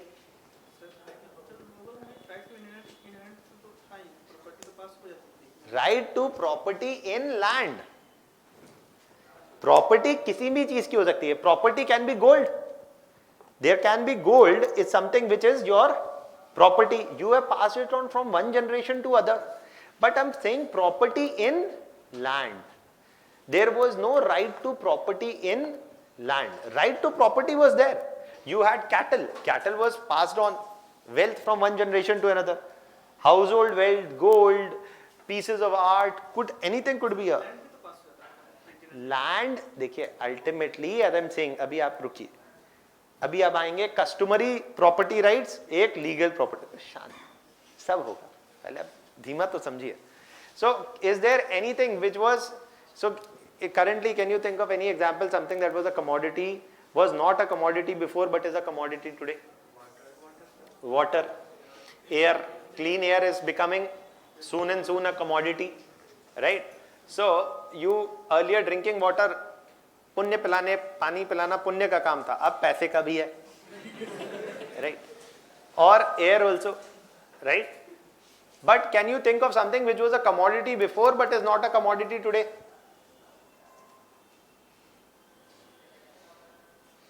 No. Owning slaves was or slavery was a practice which said that humans are a commodity, they can be bought and sold in the market. But then with the abolition of slavery, it is no longer a commodity, right? So commodification is not something which is inevitable or only a unidirectional. It can go both ways. There can be commodification and there can be decommodification also. What is there? Right? So, this is to give you that context. Now, I am saying कि sir, right to property in land. अभी हम ये जो बातें कर रहे हैं, this is about legal rights. There is also something which is customary right. वो मैं बाद में आऊँगा. Okay. अभी आप रुक जाइए वो कि सर इसके पहले क्या मतलब कभी लैंड इनहेरिट ही नहीं होती थी. लीगली कोई इनहेरिटेंस नहीं था. लीगल का मतलब क्या है? That if the king took away your piece of land, you were living on that piece of land for generations. The king one day came and took away your piece of land. You could not go to the court and say the king, how can king take away my land?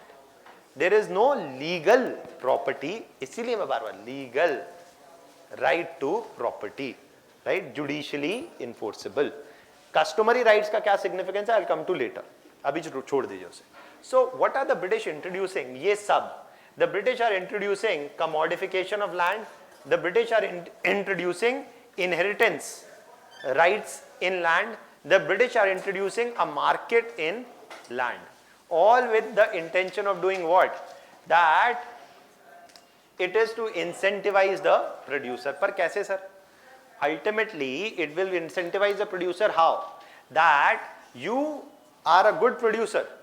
You are taking interest in increasing produce. So you don't need to worry. You can always buy more land from the market. And why should you buy more land from the market? Because don't worry, even when you die, this land will be passed on to the next generation. It is not like जागीरदारी कि king ने हटा दिया, आपकी next generation को नहीं मिली वो land. You will own the land.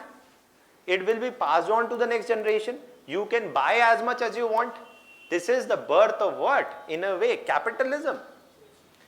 In agricultural, this is agricultural capitalism in a way. Basically, you are saying कि आपकी मर्जी है, आपको जितना agriculture करना है, खरीदो land करो. Right? And the more you produce, the more you keep, and the more even we will get.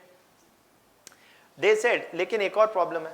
ये जो pre-British सब थे, इन्होंने बहुत ही बुरा, they've set a very bad precedent. If produce was more, they increased tax rates. If produce was less, they decreased tax rates. So if produce was more, they said अभी तो अच्छी produce हुआ है, इस बार तो high tax ले लो, क्या पता अगली बार there is a drought or a famine or a flood because of which produce is less. If you try to collect 40% tax when the farmer is producing mainly goods of 1 lakh rupees, then it is going to make it very difficult for the farmer to pay a high rate of tax when the produce is low, right? Because it will leave with him very little for his own survival. But if you have 10 lakh produce, then at least it is possible for him to pay. The kings knew that if they impose high burden of taxes in low produce years, it would lead to peasant revolts. So they often did not impose high burden of taxes in low produce years. But the years in which produce was good, they imposed high burden of taxes. So was the tax system stable or unstable? Unstable. And we say to incentivize people to produce more, you need a stable taxation system. Why? बड़ा practical example है, आपकी salary है 8 lakh. Suppose your salary is 8 lakh rupees, you are in the 20% income tax bracket. And the government tomorrow increases the tax rate to 30%. Okay? So even at the same income, even at the same salary, your income will drop or not? Yes.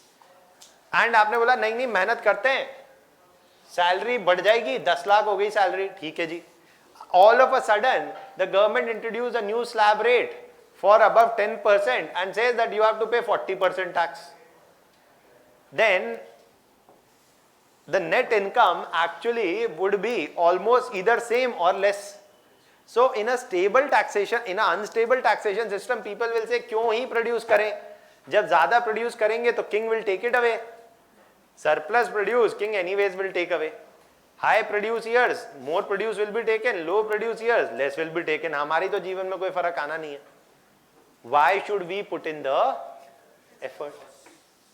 So a stable taxation system incentivizes people to produce more. Having legal property rights in land which were judicially enforceable, having a land market which was there, and having a land market and commodification of land all incentivize people to take initiative to try and increase productivity and produce more and increase their own income and increase the land revenue generation for the British. Now where did this all motivation for this come from? British landlord system. In British, landlordism system was introduced, and in Britain there was the landlord system. Basically the landlords owned a large amount of land and they got cheap labor from the market, and with that cheap labor they produced goods and they could inherit the land and the wealth generated from it to the next generation, and this had worked in Britain. So उन्होंने बोला कि ये यहाँ भी काम कर जाएगा. We can incentivize the producers even here, provide them a more stable regime as compared to the pre-British counterparts that will incentivize them to produce more. Any doubts still here? ये कोई कहानी की शुरुआत है, लेकिन इसको आप लिख लीजिए पहले. So because these are characteristics of British land revenue system. यहां पे हमने रायतवारी, परमानेंट सेटलमेंट, जमीन उन सब की बात नहीं कर रहे हैं, वो बाद में आएगा. They are the types. Okay, these are the features. Okay, so these are the features or characteristics. Okay, or nature. So basically you write firstly, yeah, the British land revenue policies and their impact. This is the second topic. The British land revenue policies and their impact.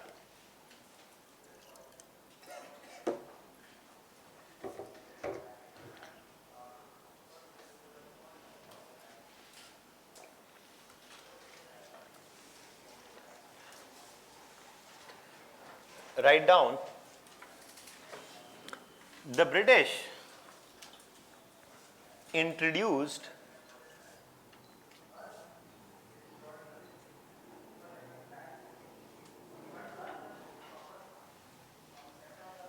a new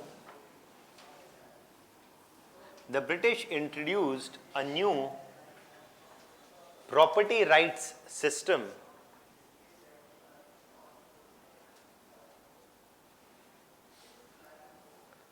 in land. Introduced a new property right system or a new legal property right system. Introduced a new legal property right system in land with the objective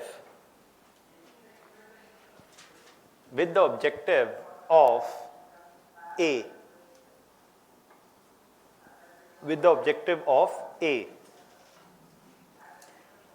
Incentivizing producers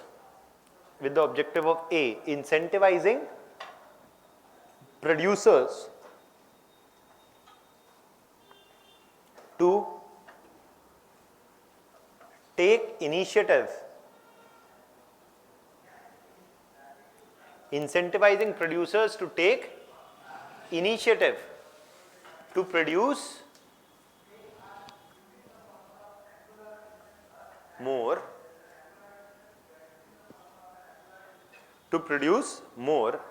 and B, point number B, this was point A, point B, and thereby increase agricultural productivity,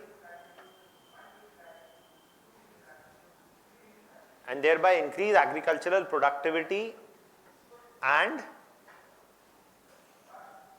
revenue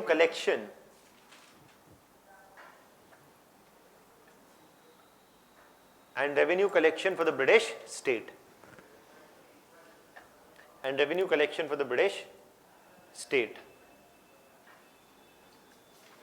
Right? And revenue collection for the British state in the region. Now,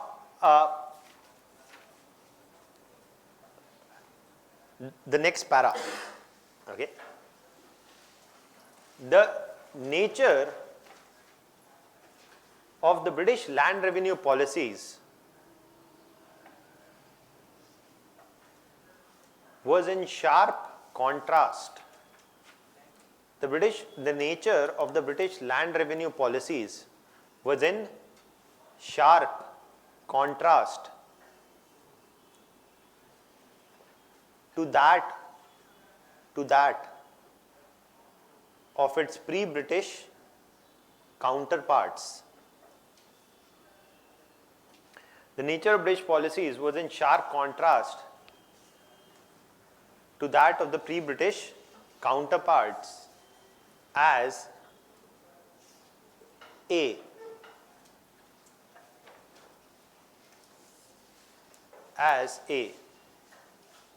The British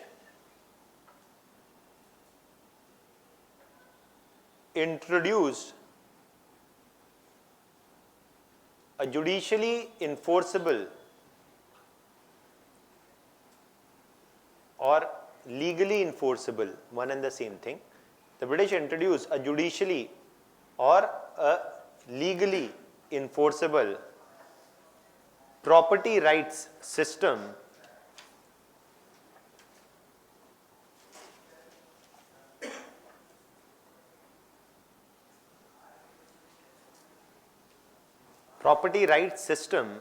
in land.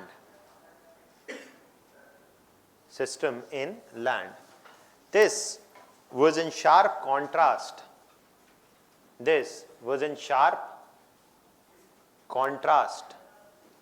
To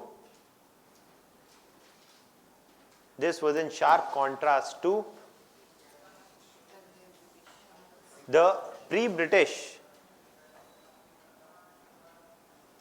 system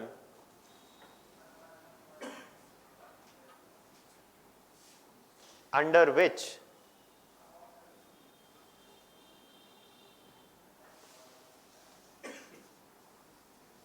peasants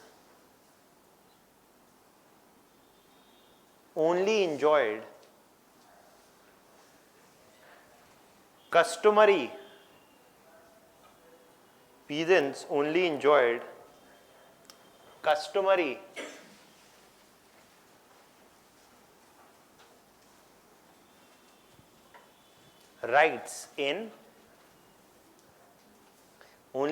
customary rights in land.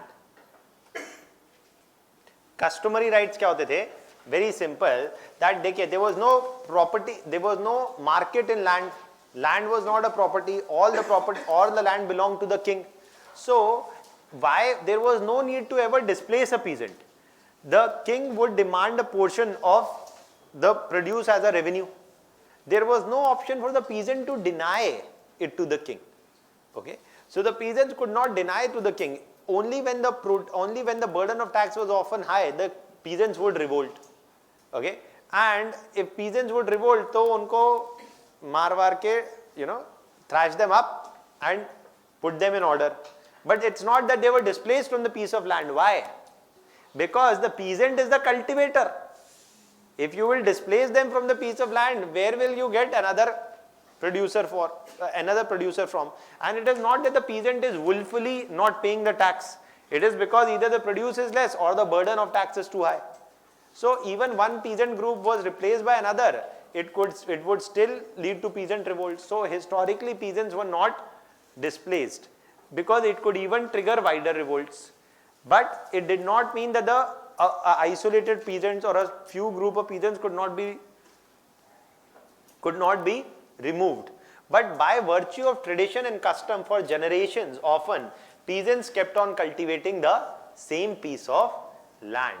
Who were transferred were not the peasants but the Jagirdars. The Jagirdars were transferred because they were the ones who could do corruption. Peasant क्या करेगा corruption?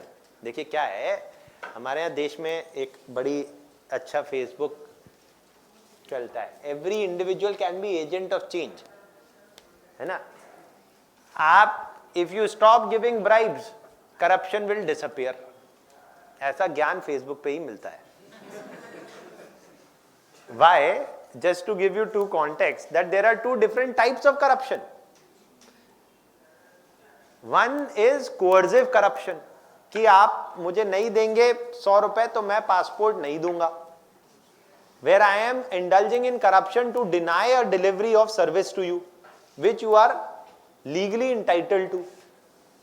You come to me, I am the passport officer, आपको जाना है US, आपने passport बनने के लिए दिया है. I say, no, unless you give me 1,000 rupees, I will not sign.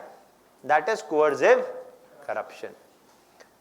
एक और corruption होता है, collusive corruption, where you come to me, you are the road contractor, you say, sir ji मेरे को दे देना contract, 10% आपका, 90% मेरा. So both are partners in crime. Here in a coercive corruption there is adversary relationship between the bribe taker and the bribe giver. If you don't give bribe, you may be denied your passport. But collusive corruption, both are partners in crime where both stand to gain from corruption. But who loses then? The public. Okay, so corruption will not disappear if you stop giving bribes, because the bribes that you give is only for coercive corruption. The bigger challenge today is collusive corruption. तो अगली बार जब आपको कोई ज्ञान दे ऐसा, तो आप ये ज्ञान देना उसको, right? So it will not disappear like this. Okay? So why am I telling you this? Is that there was a clear chance of collusion. There could always be collusions between jagirdars, governors, something or the other. Both would split revenue. बोल दे कि revenue बढ़ा ही नहीं. कुछ भी हो सकता है, लेकिन definitely the peasant is not stealing the revenue. So peasants were never often displaced. It were the jagirdars who were transferred from one region to other to keep a check on them. तभी तो IAS officers का transfer होता है. इसीलिए वो उसके अलग, there are many other reasons also for this. For short tenure of civil servants, often in in the positions as a district magistrate. But there is also, if there can be instances of collusive corruption as well, right? So it is for you to remember that when I say that customary property rights in land existed in pre-British India, it means that by virtue of tradition and custom, not because of any legal force, they are not being displaced. Okay? It is only primarily because of custom. Who gets often displaced is the Jagirdar.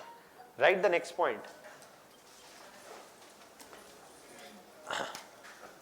देखिए अभी जो मैंने आपको बात बताई collusive and coercive corruption, आपको लग रहा होगा कि सर ये कहाँ आप कुछ भी करते रहते हैं, right? This is the second ARC reports definition on corruption. तो ऐसा नहीं है कि आपके दिमाग में मैं कचरा भर रहा हूँ, है ना? वो आपको बाद में समझ में आएगा मैं क्या कर रहा हूँ. Okay, so there is a lot of information that is to be put in. Partly थोड़ा सा आपका दिमाग हल्का हो जाता है. Secondly, जो आपके एग्जाम में भी आगे यूज आएगा. Okay, so that is there. Now, right? Yeah. Can we write that by virtue of tradition and custom, one can inherit the land? हाँ, so one had customary property rights in land. बस, it is not legal property rights in land. Any other doubt still here? Okay, so right.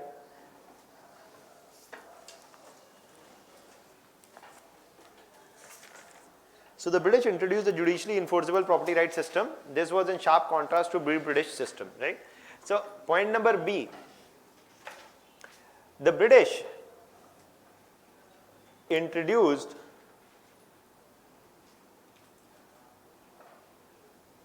a functional market. The British introduced a functional market in land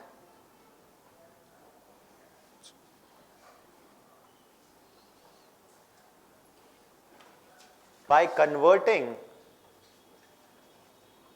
it into a commodity.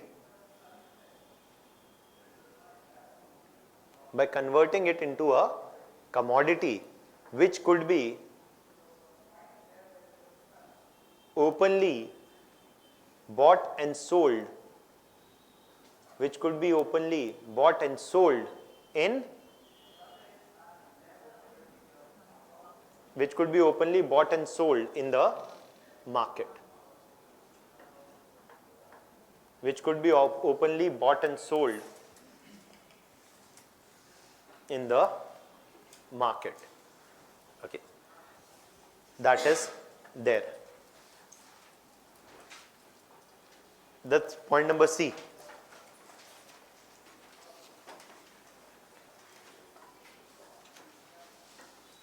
Or sorry, in point number B, just add one more line.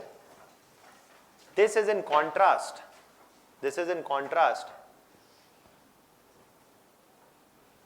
to pre-British. This is in contrast to pre-British era,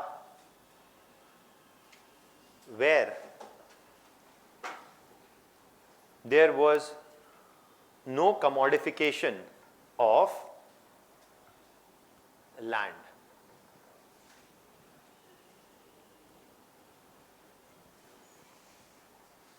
Point number C.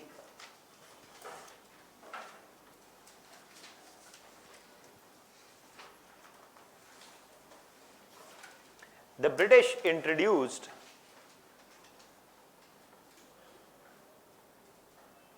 a stable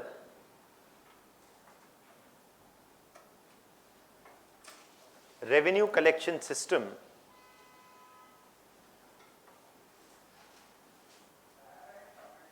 the British introduced a stable revenue collection system where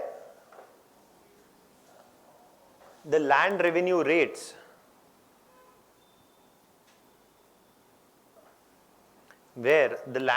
rates were relatively fixed.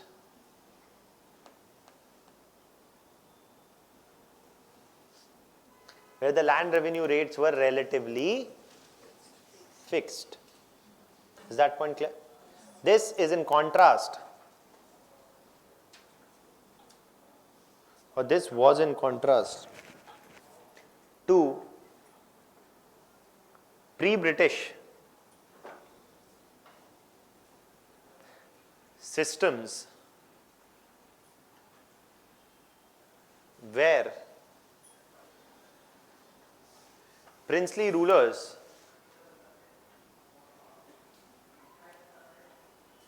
often imposed high revenue rates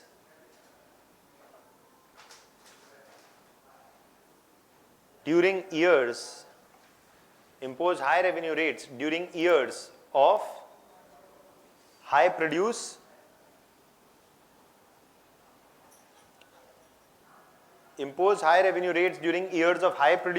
and low rates in low produce and lower rates in low produce years.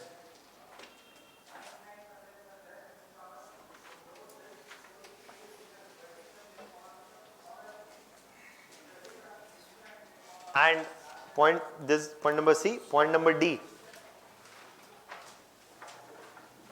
The British, and this is the last point for today, so don't get restless. The British introduced salaried revenue collecting officials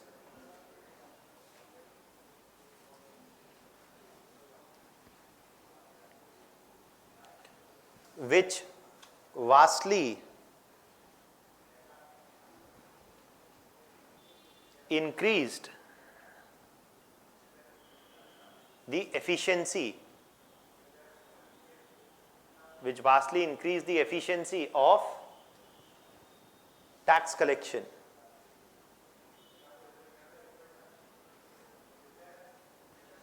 This was in contrast to pre-British systems. This was in contrast to pre-British systems like Jagirdari. This was in contrast to pre-British systems like Jagirdari, Saranjami, like Jagirdari and Saranjami systems,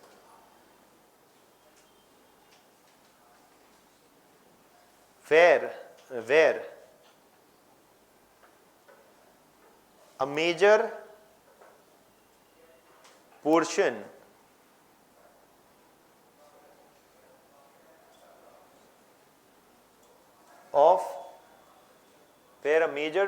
of produce was cornered by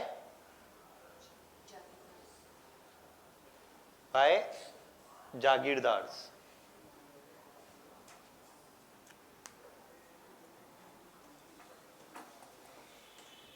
Right?